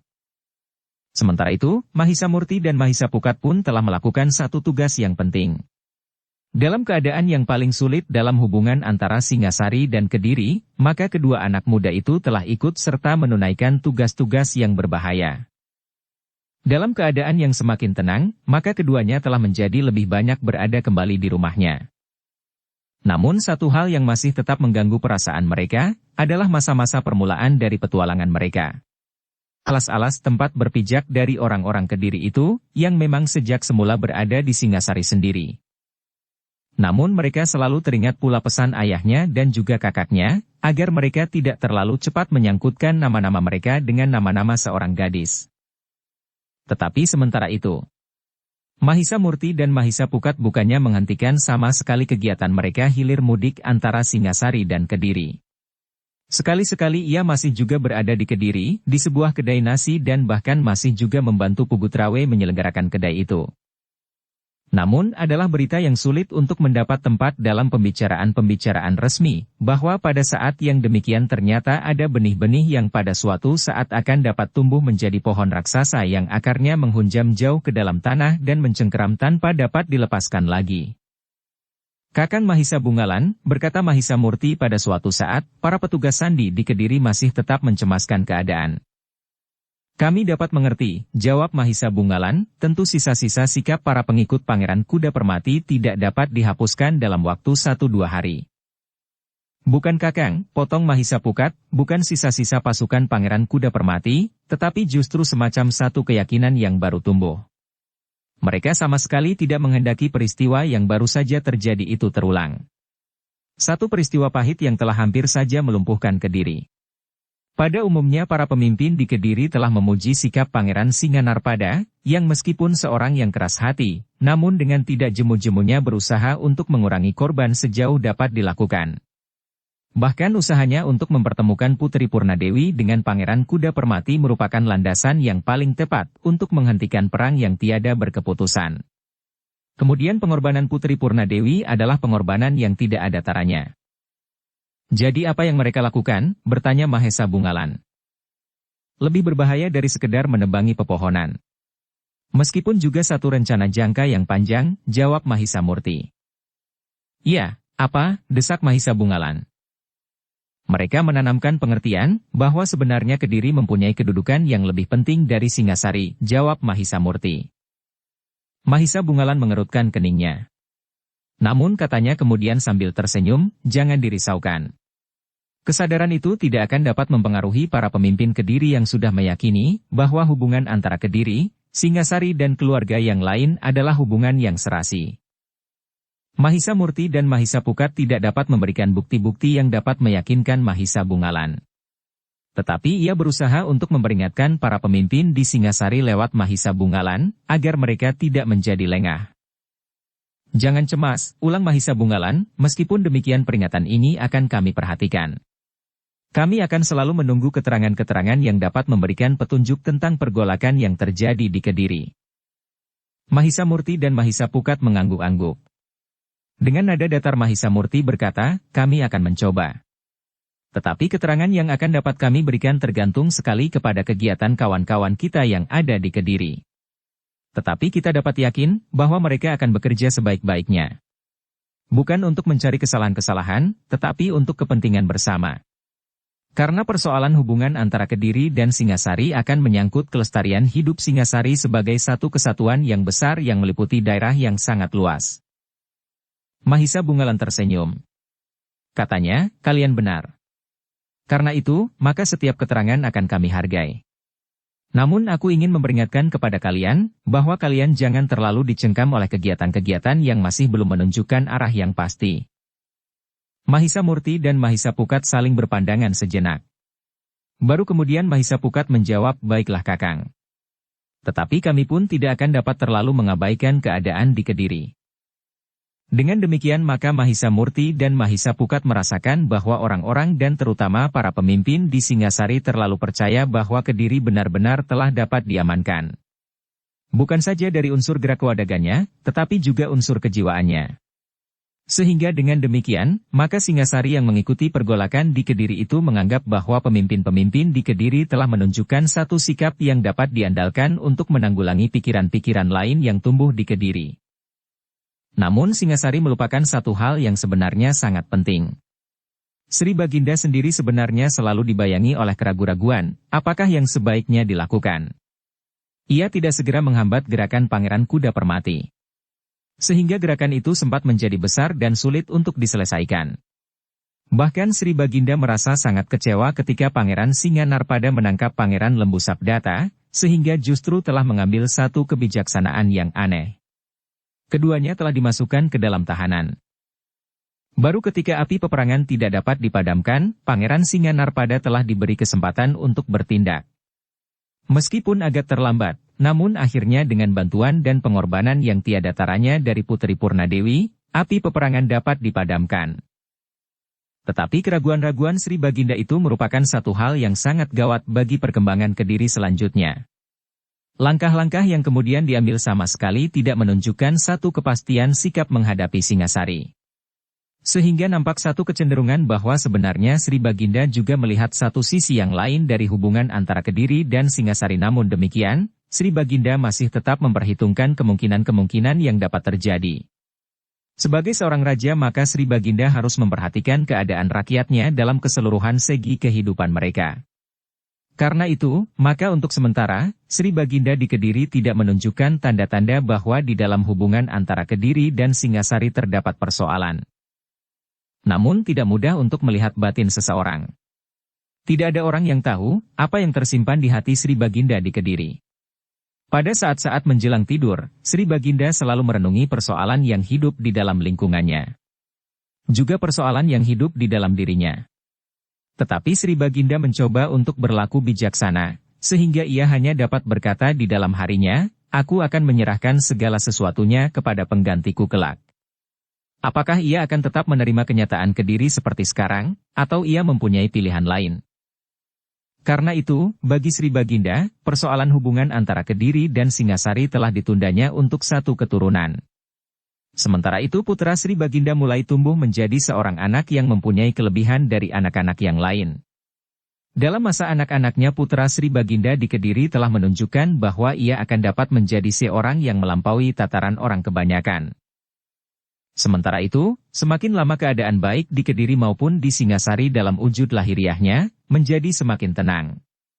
Tidak ada lagi pertempuran-pertempuran yang merenggut berpuluh jiwa. Tidak ada lagi kekerasan yang membakar hubungan antara manusia. Meskipun sekali-sekali masih juga terdengar suara titir yang memberitahukan peristiwa yang dapat menimbulkan kematian dan bencana, sebagaimana terjadinya perampokan dan kekerasan yang lain, namun peristiwa yang demikian jarang sekali terjadi. Para prajurit di Kediri maupun di Singasari serta daerah-daerah yang lain akan dengan cepat mengatasinya. Sehingga dengan demikian, maka menurut wujud lahiriahnya, Singasari dan keluarga besarnya telah menjadi tenang. Dalam keadaan yang demikian, maka Mahisa Bungalan sempat memperhatikan keadaan dua adiknya. Karena itu, pada saat ia mendapat kesempatan untuk pulang dan kebetulan sekali Mahisa Murti dan Mahisa Pukat ada di rumah, maka Mahisa Bungalan telah minta waktu kepada ayahnya untuk dapat berbicara dengan kedua adiknya itu di hadapan ayahnya. "Apa yang penting untuk dibicarakan secara khusus Mahisa Bungalan?" bertanya Mahendra. Mahisa Bungalan mengerutkan keningnya. Lalu katanya, "Ayah, aku tidak berkeberatan memberikan kesempatan kepada Mahisa Murti dan Mahisa Pukat untuk bertualang, untuk mendapatkan pengalaman-pengalaman di dalam kehidupannya sebagai bekal di masa mendatang. Tetapi keduanya harus memperhatikan keadaan yang berkembang di sekitar kita sekarang. Setiap orang menjadi semakin tinggi tingkat ilmunya. Memang dalam bertualang, keduanya akan mendapat pengalaman yang dapat memberikan arti kepada ilmu dasar mereka untuk berkembang. Tetapi pada mulanya alasan yang mereka kuasai adalah masih pada tataran yang belum memadai." Mahendra mengangguk-angguk. Ia mulai mengerti maksud anaknya. Ternyata bahwa Mahisa Bungalan juga masih tetap memperhatikan keadaan adiknya meskipun ia sendiri selalu terlibat ke dalam tugas-tugas yang sangat berat. Karena itu, maka Mahendra pun berkata, "Jadi, kau bermaksud untuk menahan kedua adikmu agar tetap tinggal di rumah setidak-tidaknya untuk sementara, agar dengan demikian maka mereka mendapat kesempatan melengkapi bekas mereka. Ya, jawab Mahisa Bungalan, aku menjadi cemas bahwa dasar ilmu dari perguruan yang tersalur kepada kita akan menjadi semakin berkurang. Bukankah kita mengenal Paman Witantra yang seakan-akan tidak ada tandingnya di samping Paman Mahisa Agni? Keduanya sudah terlalu tua. Sementara itu ayah juga sudah menjadi semakin tua pula. Tetapi mungkin kemampuan yang ayah miliki masih tersimpan sebagian besar di dalam diri ayah sendiri. Karena itu, maka apakah sekiranya ayah tidak berniat untuk menuangkan ilmu yang ada di dalam diri ayah itu kepada Mahisa Murti dan Mahisa Pukat sampai tuntas? Mereka akan dapat menjadi pewaris ilmu ini dengan sepenuhnya. Akan lebih mantap kiranya, jika kami yang muda-muda ini juga mampu menguasai dengan sempurna ilmu Bajrageni atau jika Paman Mahisa Agni tidak berkeberatan, ilmu yang pada akhirnya akan mampu melontarkan kekuatan Aji Gundala Sasra. Dalam petualangannya kelak, maka Mahisa Murti dan Mahisa Pukat akan dapat lebih banyak memberikan arti kepada kehidupan di sekelilingnya. Mahendra mengangguk-angguk pula. Sebenarnya ia sependapat dengan Mahisa Bungalan. Jika Mahisa Murti dan Mahisa Pukat tidak sempat menyadap ilmu puncak dari saluran ilmu mereka, maka cabang ilmu mereka pun semakin lama akan menjadi semakin susut sehingga akhirnya akan merupakan cabang ilmu yang tidak bernilai dibandingkan dengan cabang ilmu yang lain. Karena itu, maka Mahendra pun kemudian berkata Mahisa Murti dan Mahisa Pukat, anak-anak. Kalian mendengar keterangan kakakmu yang tentu sudah kalian mengerti maksudnya. Karena itu akan memerlukan pendapatmu apakah kalian setuju dengan kakakmu Mahisa Bungalan. Mahisa Murti dan Mahisa Pukat tidak segera menjawab. Namun rasa-rasanya mereka masih senang menempuh perjalanan hilir mudik dari Kediri ke Singasari dengan membawa persoalan-persoalan yang kadang-kadang nampaknya tidak berarti, tetapi ternyata harus mendapat perhatian yang cukup besar. Apalagi hubungannya dengan orang-orang Singasari dalam tugas sandi di Kediri menjadi semakin rapat, sehingga rasa-rasanya mereka tidak akan dapat meninggalkan kawan-kawan mereka itu. Karena kedua adiknya tidak segera menjawab, maka Mahisa Bungalan kemudian berkata, Mahisa Murti dan Mahisa Pukat. Mungkin kau merasa bahwa kau terpanggil untuk melakukan tugasmu sekarang, sehingga kau menyenanginya. Tetapi kau harus memikirkan masa depan yang panjang bagi tugas-tugas yang lebih besar. Selebihnya siapakah yang akan mewarisi kemampuan yang tersimpan di dalam cabang ilmu pada jalur keluarga kita? Mahisa Murti dan Mahisa Pukat saling berpandangan sejenak. Namun akhirnya Mahisa Murti pun berkata, banyak yang harus kami pertimbangkan Kakang. Tetapi yang paling menyentuh hati kami adalah pertanyaan Kakang. Siapakah yang akan mewarisi ilmu keluarga kita seutuhnya? Karena satu kenyataan bahwa kami berdua sekarang memang bukan apa-apa.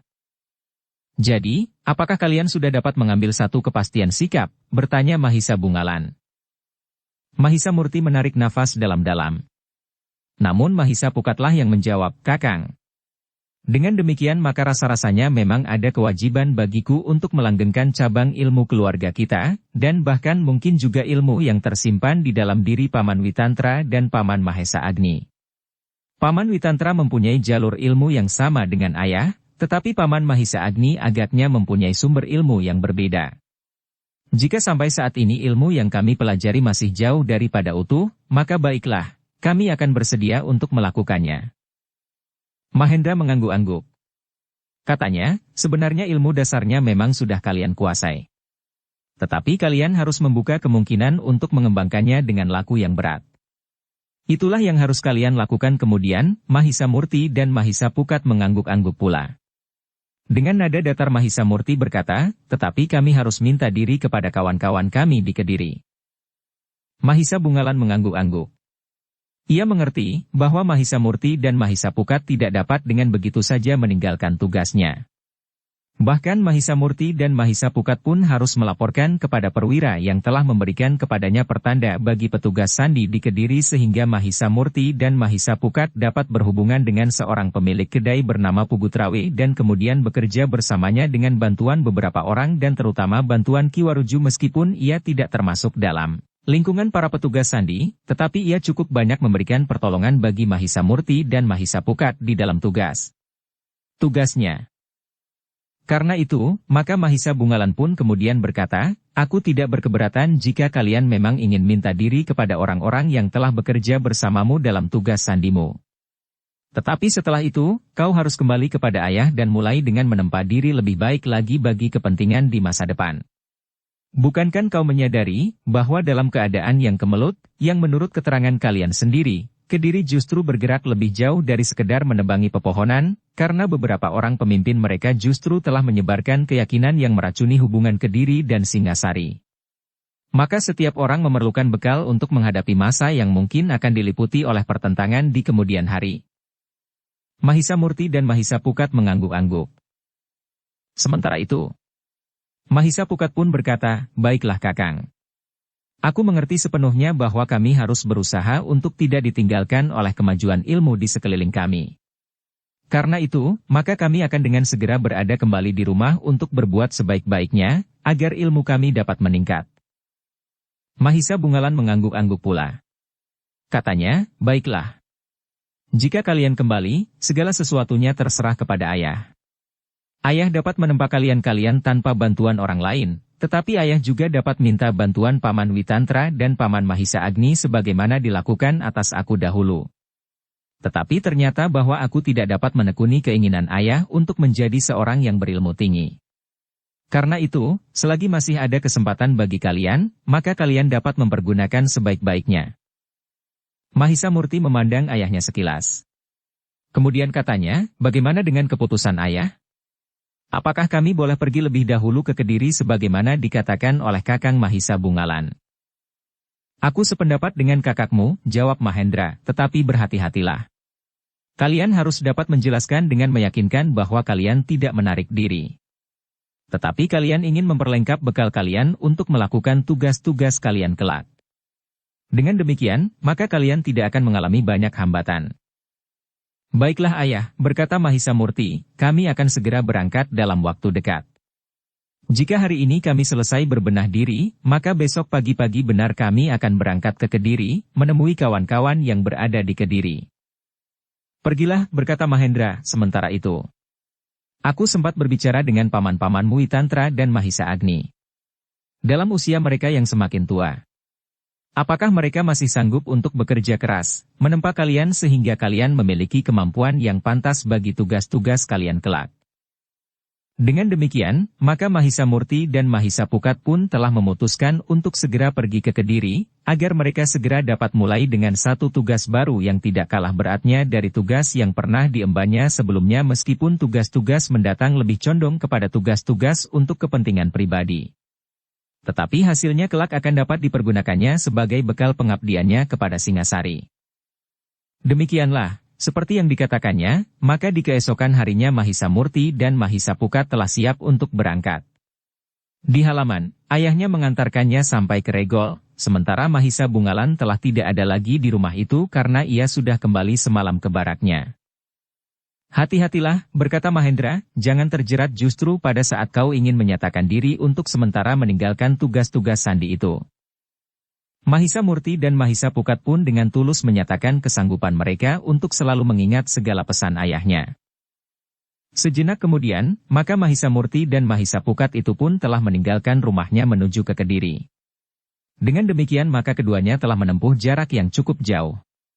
Namun jarak itu sudah ditempuhnya berulang kali, selama mereka melakukan tugas sandi mereka.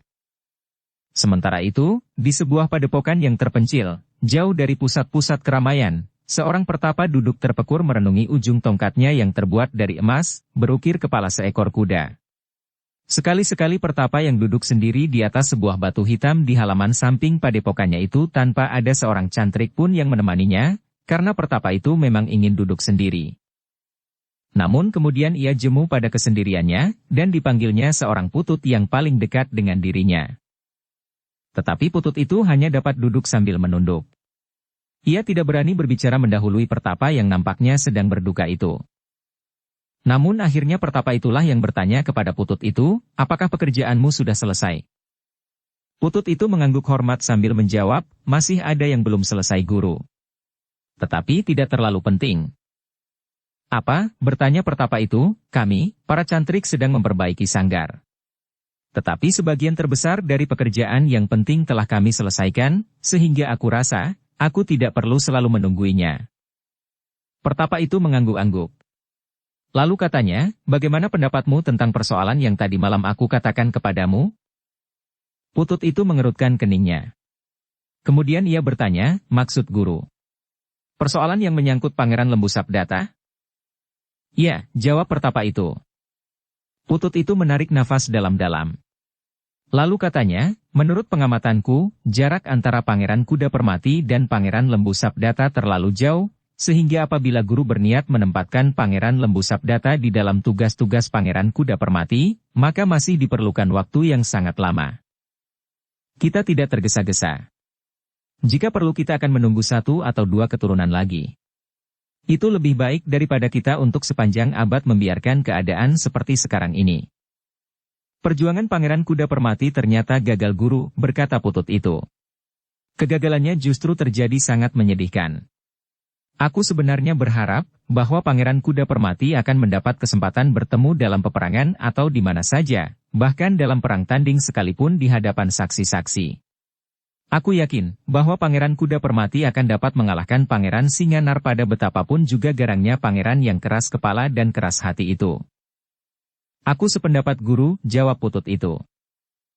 Tetapi kematian Pangeran Kuda Permati adalah kematian yang paling pahit dari seorang prajurit. Ia dibunuh oleh istrinya sendiri yang menjadi jemu melihat tingkah laku suaminya, berkata Pertapa itu. Tetapi untuk membentuk Pangeran Lembu Sabdata diperlukan jalan yang sangat panjang. Ia sekarang masih berada di dalam tahanan di Kediri serta diawasi dengan ketat. Apalagi sekarang Pangeran Lembu Sabdata dikabarkan menderita gangguan syarafnya, berkata Putut itu. Penyakitnya bukan soal bagiku. Aku akan mengobatinya sementara sudah aku katakan, bahwa kita tidak terikat akan waktu. Meskipun aku memerlukan waktu yang lama, tetapi akhirnya waktu itu akan datang juga. Tetapi Pangeran Lembu Sabdata tidak dalam keadaan bebas sekarang guru, berkata Putut itu. Pertapa itu menarik nafas dalam-dalam. Kemudian katanya, apakah pada satu saat ia tidak akan dibebaskannya? Jika penyakitnya belum sembuh, maka ia masih akan tetap dalam satu pembatasan. Bukan hanya karena ia terlibat dalam gerakan Pangeran Kuda Permati. Tetapi juga karena penyakitnya itu. Ketahuilah, berkata Pertapa itu kepada Pututnya, aku sama sekali tidak dapat menerima akhir dari perjuangan Pangeran Kuda Permati. Aku harus berbuat sesuatu. Karena itu maka aku akan mengambil Pangeran Lembu Sabdata. Ia akan tinggal di padepokan ini. Aku akan menempanya dalam ilmu dan ulah kanuragan, sehingga akhirnya ia memiliki kemampuan seperti Pangeran Kuda Permati. Baru kemudian aku akan melepasnya, sementara itu, bukankah para pemimpin di Kediri sendiri masih juga selalu dibayangi oleh keraguan-raguan sikap sebagaimana Sri Baginda sendiri? Nah, pada suatu saat maka pemberontakan seperti yang dilakukan oleh Pangeran Kuda Permati akan terjadi lagi. Jauh lebih dahsyat, sementara Pangeran Singa Narpada sudah tidak mampu lagi berbuat apa-apa, karena ia akan menjadi semakin tua, dan kekuatannya akan menjadi aus dimakan umurnya. Putut itu tidak menjawab.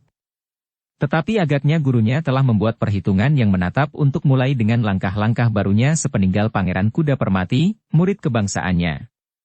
Apalagi kematian Pangeran Kuda Permati bagi Pertapa itu adalah kematian yang sangat menyakitkan. Lebih baik Pangeran Kuda Permati mati di peperangan daripada mati di pembaringan. Namun demikian Putut itu pun mengulang lagi, tetapi guru. Pangeran Lembu Sabdata ada di dalam tahanan yang dijaga sangat ketat atas perintah Pangeran Singa Narpada. Pertapa itu tersenyum. Katanya, apa katamu jika aku memerintahkan kepadamu untuk mengambil Pangeran Lembu Sabdata? Putut itu menarik nafas dalam-dalam. Katanya, jika aku mendapat perintah itu guru, maka aku akan menjalankannya dengan penuh tanggung jawab, apapun yang akan terjadi. Pertapa itu mengangguk-angguk. Katanya, bagus. Kau adalah muridku yang dapat aku banggakan.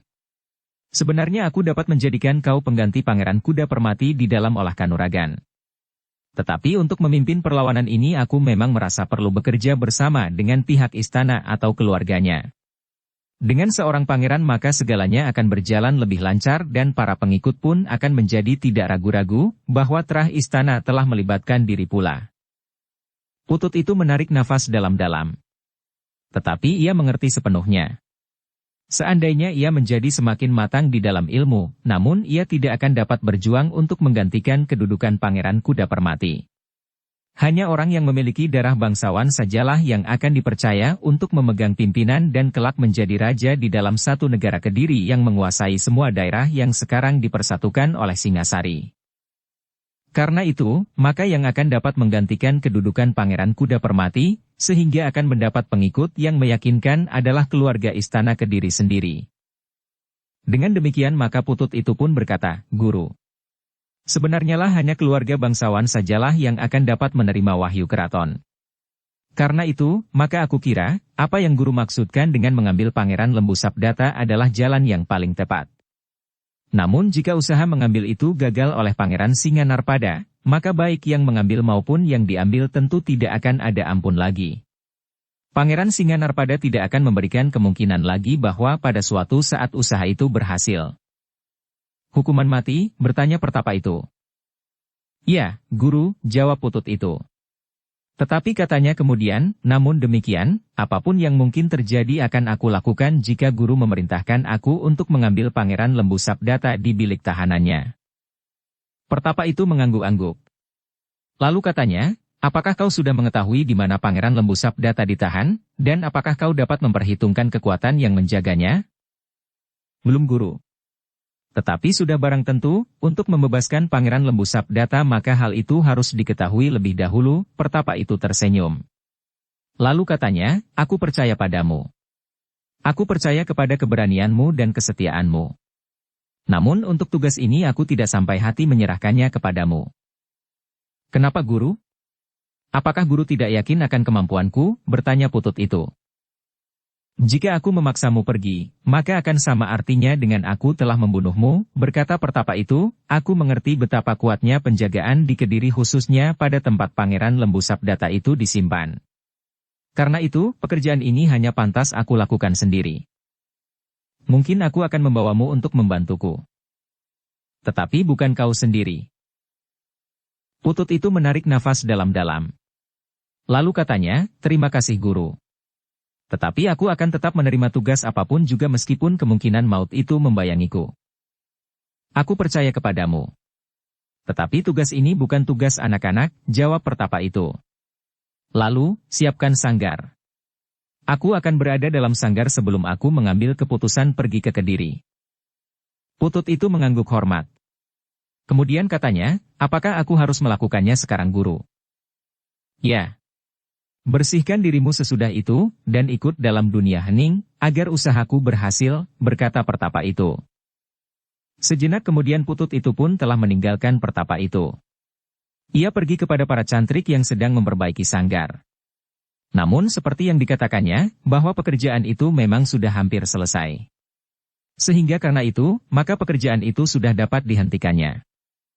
Diberitahukannya kepada para cantrik, bahwa guru mereka akan berada dalam sanggar untuk melakukan semedi. Bukan untuk memberikan latihan-latihan olah kanuragan. "Beristirahatlah," berkata Putut itu, "pekerjaan kalian agaknya memang sudah selesai." Para cantrik pun kemudian telah meninggalkan pekerjaan mereka membersihkan dan memperbaiki sanggar itu, karena sanggar itu akan dipergunakan oleh guru mereka. Putut itu pun kemudian telah pergi ke Pakiwan untuk membersihkan dirinya, karena ia akan ikut bersama gurunya memasuki sanggar dan melakukan semedi. Demikianlah, maka pertama itu telah mengambil satu keputusan di dalam samadinya untuk melepaskan dan membawa Pangeran Lembu Sabdata ke padepokan itu. Pangeran Lembu Sabdata harus menjadi lambang perjuangan orang-orang Kediri sebagaimana dilakukan oleh Pangeran Kuda Permati. Bahkan pertapa itu akan berusaha untuk mempengaruhi sikap si Baginda yang masih selalu diombang-ambingkan oleh keraguan-raguan itu. Jika hal itu berhasil dilakukan, dan Sri Baginda sendiri dapat menentukan sikapnya melawan Singasari, maka sebenarnya Kediri akan mampu melaksanakannya. Bahkan mungkin Singasari akan banyak kehilangan dukungan dari pakuan-pakuan yang akan berpihak kepada Kediri atau usaha mereka untuk membebaskan dari pengaruh Singasari. Tengah malam maka pertapa bersama muridnya yang paling dekat dengan dirinya itu telah menyelesaikan semadinya. Mereka keluar dari sanggar setelah semua orang tertidur nyenyak. "Ya Guru," jawab Pututnya, "lalu, apakah Guru juga akan beristirahat?" "Kan semedi. Bukan untuk memberikan latihan-latihan olah kanuragan." Ya. Sebentar lagi, jawab gurunya. Putut itu menarik nafas dalam-dalam. Namun kemudian ia pun telah pergi ke dalam biliknya, sementara gurunya telah pergi ke samping padepokannya dan duduk di atas sebuah batu hitam sebagaimana sering dilakukannya. Sepi malam terasa meresap sampai ke pusat jantung. Pertapa yang duduk di atas sebuah batu seorang diri itu memandang ke dalam kegelapan. Seolah-olah ia ingin melihat apa yang terdapat di balik kegelapan itu. Pertapa itu tidak dapat mengingkari penglihatan hatinya terhadap persoalan yang akan dilakukannya. Sebagaimana ia memandang malam itu, maka persoalan yang dihadapinya pun terlalu gelap baginya. Ia memang mungkin dapat mengambil Pangeran Lembu Sabdata. Namun apakah pangeran itu akan dapat memenuhi keinginannya? Tetapi aku harus berusaha, berkata pertapa itu di dalam hatinya. Apapun yang akan terjadi, namun pertapa itu merasa harus berbuat sesuatu sebagaimana diputuskan di dalam samadinya. Bahwa ia akan mengambil Pangeran Lembu Sabdata.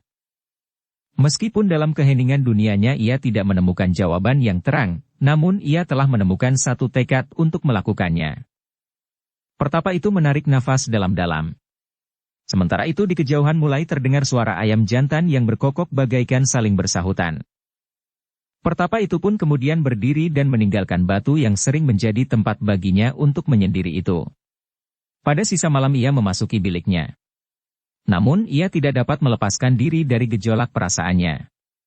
Karena itu, meskipun kemudian pertapa itu berbaring di pembaringannya, namun matanya sama sekali tidak terpejam. Demikianlah. Maka sejak hari itu, maka pertapa beserta seorang pututnya yang terdekat telah menyiapkan diri lahir dan batin untuk mengadakan perjalanan ke Kediri dan mengambil Pangeran Lembu Sabdata. Mereka masih harus menyelidiki di mana pangeran itu ditahan dan mereka masih harus mengetahui sampai seberapa jauh ketatnya penjagaan. Selama ketatnya penjagaan hanya sekedar ketatnya penjagaan kewadagan. Maka aku akan dengan mudah menembusnya dan membawa pangeran itu ke padepokan ini, berkata pertapa itu kepada pututnya. Pututnya itu pun mengangguk hormat. Ia mengerti maksud pertapa itu. Bahwa ia akan dapat mempergunakan ilmunya untuk menyesatkan atau bahkan untuk menghapuskan sama sekali pengamatan orang-orang Kediri terhadap kehadirannya. Yang penting baginya hanyalah menentukan saja. Kapan ia akan pergi ke Kediri dan melakukan niatnya itu. Akhirnya, pertapa itu pun mengambil keputusan bahwa di hari terakhir pekan itu, mereka akan berangkat ke Kediri untuk melaksanakan maksudnya. Pada hari yang ditentukan, maka pertapa itu telah memanggil murid-muridnya yang jumlahnya tidak terlalu banyak. Tetapi pertapa itu tidak berkata sebenarnya apa yang akan dilakukannya. Ia hanya mengatakan bahwa untuk beberapa waktu ia akan meninggalkan padepokan itu bersama Putut yang dianggap paling tua di antara murid-muridnya itu. Kapan guru akan datang kembali, bertanya seorang cantrik. Selama ketatnya penjagaan hanya sekedar ketatnya penjagaan kewadagan maka aku akan dengan mudah menembusnya dan membawa pangeran itu ke padepokan ini, berkata pertapa itu kepada patutnya. Aku tidak dapat mengatakannya, jawab pertapa itu, tetapi tidak akan lebih dari 10 hari. 10 hari, ulang seorang cantrik, begitu lama. Pertapa itu berpaling. Dipandanginya cantrik itu sejenak. Lalu jawabnya sambil tersenyum, hanya 10 hari. Terlalu pendek untuk satu tugas tertentu. Cantrik itu pun menarik nafas dalam-dalam. Tetapi ia tidak bertanya lebih jauh. Dalam pada itu, maka pertapa itu pun telah menunjuk salah seorang muridnya yang tertua di antara mereka yang ditinggalkannya untuk bertanggung jawab atas padepokan itu selama ditinggalkannya bersama muridnya yang tertua. Mudah-mudahan tidak ada persoalan yang gawat terjadi selama guru tidak di padepokan, berkata muridnya itu. Kalian sudah cukup dewasa, sehingga sudah saatnya bagi kalian untuk belajar bertanggung jawab, karena pada satu saat, gurumu ini akan pergi untuk tidak kembali, berkata gurunya kemudian. Para cantriknya tidak bertanya lagi. Mereka menyadari, tentu ada satu tugas yang sangat penting yang akan dilakukan oleh guru mereka, karena mereka menyadari, guru mereka itu jarang sekali keluar dari gerbang padepokan jika tidak ada sesuatu yang sangat penting. Apalagi menurut pengamatan mereka dalam beberapa hari terakhir, gurunya nampak murung dan lebih senang duduk seorang diri. Demikianlah, maka sejenak kemudian, pertapa itu pun telah minta diri untuk berangkat menuju ke tempat yang tidak diberitahukannya pula kepada murid-muridnya yang ditinggalkannya. Namun demikian mereka lepas dari padepokannya, maka mereka pun tidak membuang waktu. Mereka langsung dengan cepat menuju ke kota raja. Kediri. Waktu kita tidak terlalu lama, berkata Putut itu. Tetapi pertapa itu tersenyum. Katanya, kita tidak terikat kepada yang 10 hari itu. Aku hanya menyebut angka asal saja. Mungkin kita memang memerlukan waktu yang lebih lama. Putut itu menarik nafas dalam-dalam.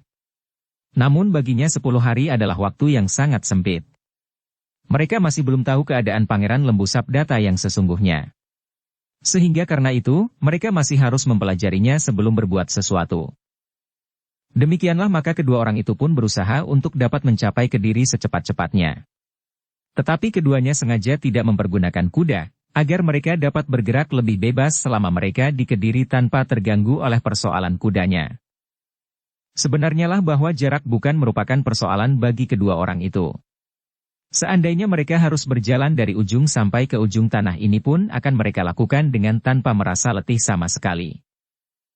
Karena itu, jarak antara padepokan mereka sampai ke kota raja, bukanlah sesuatu yang pantas mereka persoalkan. Demikianlah maka keduanya berjalan dengan cepat menuju ke kota raja. Tetapi bagaimanapun juga, jarak yang memisahkan antara padepokan mereka dan kota raja memerlukan waktu untuk melintasinya. Karena itu, maka perjalanan mereka pun telah melampaui waktu demi waktu. Saat-saat matahari sampai ke puncak, keduanya sama sekali tidak menghiraukannya. Bahkan ketika matahari mulai condong ke barat dan turun mendekati punggung bukit, keduanya masih tetap berjalan dengan langkah yang tetap, seolah-olah mereka baru menempuh perjalanan beberapa puluh tonggak saja. Di bawah teriknya matahari yang sudah mulai merendah, pertapa itu berkata kepada Putut yang menyertainya, "Aku mempunyai seorang sahabat di kota raja. Mudah-mudahan ia masih tinggal di tempatnya. Meskipun aku sudah cukup lama tidak memasuki kota raja, tetapi belum setahun yang lalu, sahabatku itu pernah berkunjung ke padepokan kita." "Ya mana yang guru maksudkan?" bertanya Putut itu. "Umurnya sebaya dengan aku. Tetapi tubuhnya nampak lebih kuat dan kekar, meskipun itu belum menentukan bahwa ia memiliki kelebihan dari aku. Bukan maksudku untuk menyombongkan diri, tetapi agar kau mendapat gambaran yang benar tentang orang itu. Orang yang bertubuh tegap, tinggi dan kekar itu memang seorang yang kuat. Tetapi ilmunya tidak cukup tinggi. Karena itu, ia tidak banyak berbicara dalam dunia kanuragan. Yang dilakukan adalah menggarap sawahnya yang cukup luas serta memelihara ternaknya yang cukup banyak." "Apakah ia orang kaya?" bertanya Putut itu. "Ya. Ia adalah seorang yang kaya meskipun tidak terlalu kaya. Tetapi penghasilannya melampaui kebutuhannya, sehingga ia mempunyai kesempatan untuk memperluas tanahnya dan memperbanyak binatang pemeliharaannya," jawab pertapa itu. Muridnya mengangguk-angguk. Lupa-lupa ingat ia memang pernah mengenal orang itu. Namun kemudian muridnya itu pun bertanya, "Apakah maksud, guru, kita akan singgah ke rumah sahabat guru itu?" Pertapa itu mengangguk-angguk. Katanya, "Aku memang ingin pergi ke rumahnya. Kecuali orang itu memiliki pengaruh yang cukup bagi orang-orang di sekitarnya, maka rumahnya pun cukup luas untuk memberi tempat kepada kita bermalam selama kita berada di Kediri. Namun sudah barang tentu bahwa kita tidak akan dapat mengatakan kepadanya, keperluan kita yang sebenarnya berada di Kediri. Jadi, bagaimanakah dengan Pangeran Lembu Sabdata setelah berhasil kita bebaskan?" bertanya muridnya. "Kita tidak akan membawanya ke rumah sahabatku itu," jawab pertapa itu. Muridnya mengangguk-angguk. Ia mengerti maksud gurunya. Karena itu, maka ia pun tidak bertanya lagi. Namun dalam pada itu, gurunya lah yang berbicara lebih lanjut tentang sahabatnya itu, "Mudah-mudahan sahabatku itu tidak melibatkan diri dalam pertentangan yang baru saja berakhir dan apalagi berpihak kepada Pangeran Singanarpada." Muridnya mengerutkan keningnya. Hampir di luar sadarnya ia justru bertanya, bagaimanakah jika ternyata sahabat guru itu berpihak kepada Pangeran Singanarpada, atau setidak-tidaknya menentang usaha Pangeran Kuda Permati dan Pangeran Lembu Sabdata? "Bukankah kita tidak mengatakan niat kita yang sebenarnya?" sahut gurunya. "Lalu, karena itu, maka kita harus berhati-hati. Kita jangan terjebak ke dalam satu keadaan yang dapat menggagalkan usaha kita justru dari hal-hal yang kecil dan kurang berarti." Muridnya mengangguk-angguk. Namun ia pun sadar bahwa mereka harus merahasiakan tujuan mereka untuk berada di Kediri. Sementara itu gurunya berkata, aku dapat mencari alasan kenapa aku datang ke Kediri. Muridnya berpaling ke arah Pertapa yang berjalan sambil menatap jalan di hadapannya tanpa berpaling sama sekali. Sementara itu muridnya berkata, aku mengerti guru. Ya. Aku memang selalu percaya kepadamu. Karena itu, kau aku bawa bersamaku ke Kediri. Aku yakin bahwa kau akan dapat membantuku. Bukan sebaliknya mempersulit tugasku untuk mengambil Pangeran Lembu Sabdata, berkata Pertapa itu. Putut itu menarik nafas dalam-dalam. Ia sadar bahwa tugas yang akan dilakukan oleh gurunya bukan tugas yang ringan. Mengambil Pangeran Lembu Sabdata dari bilik yang mengurungnya, yang tentu dijaga dengan rapat sekali oleh para prajurit Kediri. Betapa panjangnya perjalanan mereka, namun keduanya semakin lama menjadi semakin dekat pula dengan kota raja. Ketika matahari turun, mereka memang belum memasuki pintu gerbang kota raja, bahwa mereka masih berada di tepi sebuah hutan kecil yang tidak terlalu lebat, namun yang justru menjadi daerah perburuan bagi para keluarga istana dalam saat-saat yang tenang. Namun selama Kediri bergolak daerah itu seakan-akan menjadi jarang sekali disentuh kaki. Jarang sekali terdengar derap kaki kuda para bangsawan yang berburu bersama para hambanya. Justru karena itu, maka binatang di hutan itu pun merasakan hidup mereka menjadi agak tenang. Kita akan meneruskan perjalanan, berkata Pertapa itu, dan kita akan berhenti pada jarak yang memungkinkan, besok pagi-pagi benar kita memasuki pintu gerbang. Muridnya mengangguk kecil sambil menjawab, terserah saja kepada guru. Aku akan melakukan apa yang dilakukan oleh guru. Ketika mereka sampai di sebuah padukuhan kecil di seberang padang ilalang yang membatasinya dengan hutan kecil itu, matahari telah jauh tenggelam sehingga di gardu regol padukuhan obor telah dinyalakan. Namun demikian belum seorang pun yang berada di gardu dalam tugas ronda. Tetapi Pertapa itu tidak mau bermalam di padukuhan. Mereka melintasi padukuhan itu dan justru berhenti di sebuah pategalan yang agak luas. Pategalan kering yang ditumbuhi beberapa jenis pepohonan dan tanaman padi gagah. Kita bermalam di sini, berkata Pertapa itu. Muridnya mengikutinya memasuki pategalan itu dan menemukan sebuah tempat yang paling baik untuk bermalam. Pertapa itu pun kemudian duduk bersandar sebatang pohon sambil menyusup tubuhnya yang basah oleh keringat. Apakah di dalam impasmu masih ada air? Bertanya Pertapa itu. Putut itu pun kemudian menyerahkan impesnya yang ternyata masih berisi air yang cukup untuk melepaskan haus mereka berdua. Namun keduanya sama sekali tidak membawa bekal lain. Tetapi Pertapa dan Pulutnya itu sudah terbiasa untuk tidak makan sehari penuh. Mereka sudah makan beberapa potong ketela pohon pada saat mereka berangkat, sehingga karena itu, mereka tidak memerlukannya lagi untuk sehari itu. Malam itu mereka tertidur dengan nyenyaknya, meskipun tanpa berjanji mereka telah berbagai waktu. Pertapa itu tertidur sampai lewat sedikit tengah malam. Kemudian ketika ia terbangun, maka Pututnya lah yang tidur sampai menjelang dini hari. Seperti yang mereka rencanakan, maka pagi-pagi benar mereka telah memasuki pintu gerbang kota raja. Dengan ingatannya yang tajam, maka Pertapa itu telah menyusuri jalan yang langsung menuju ke rumah sahabatnya itu. Tentu saja kedatangan mereka telah mengejutkan pemilik rumah itu. Seorang yang bertubuh tinggi, kekar dan kuat. Ajar Bomantara, sapa pemilik rumah itu. Pertapa yang dipanggil Ajar Bomantara itu tersenyum. Katanya, itu bukan namaku.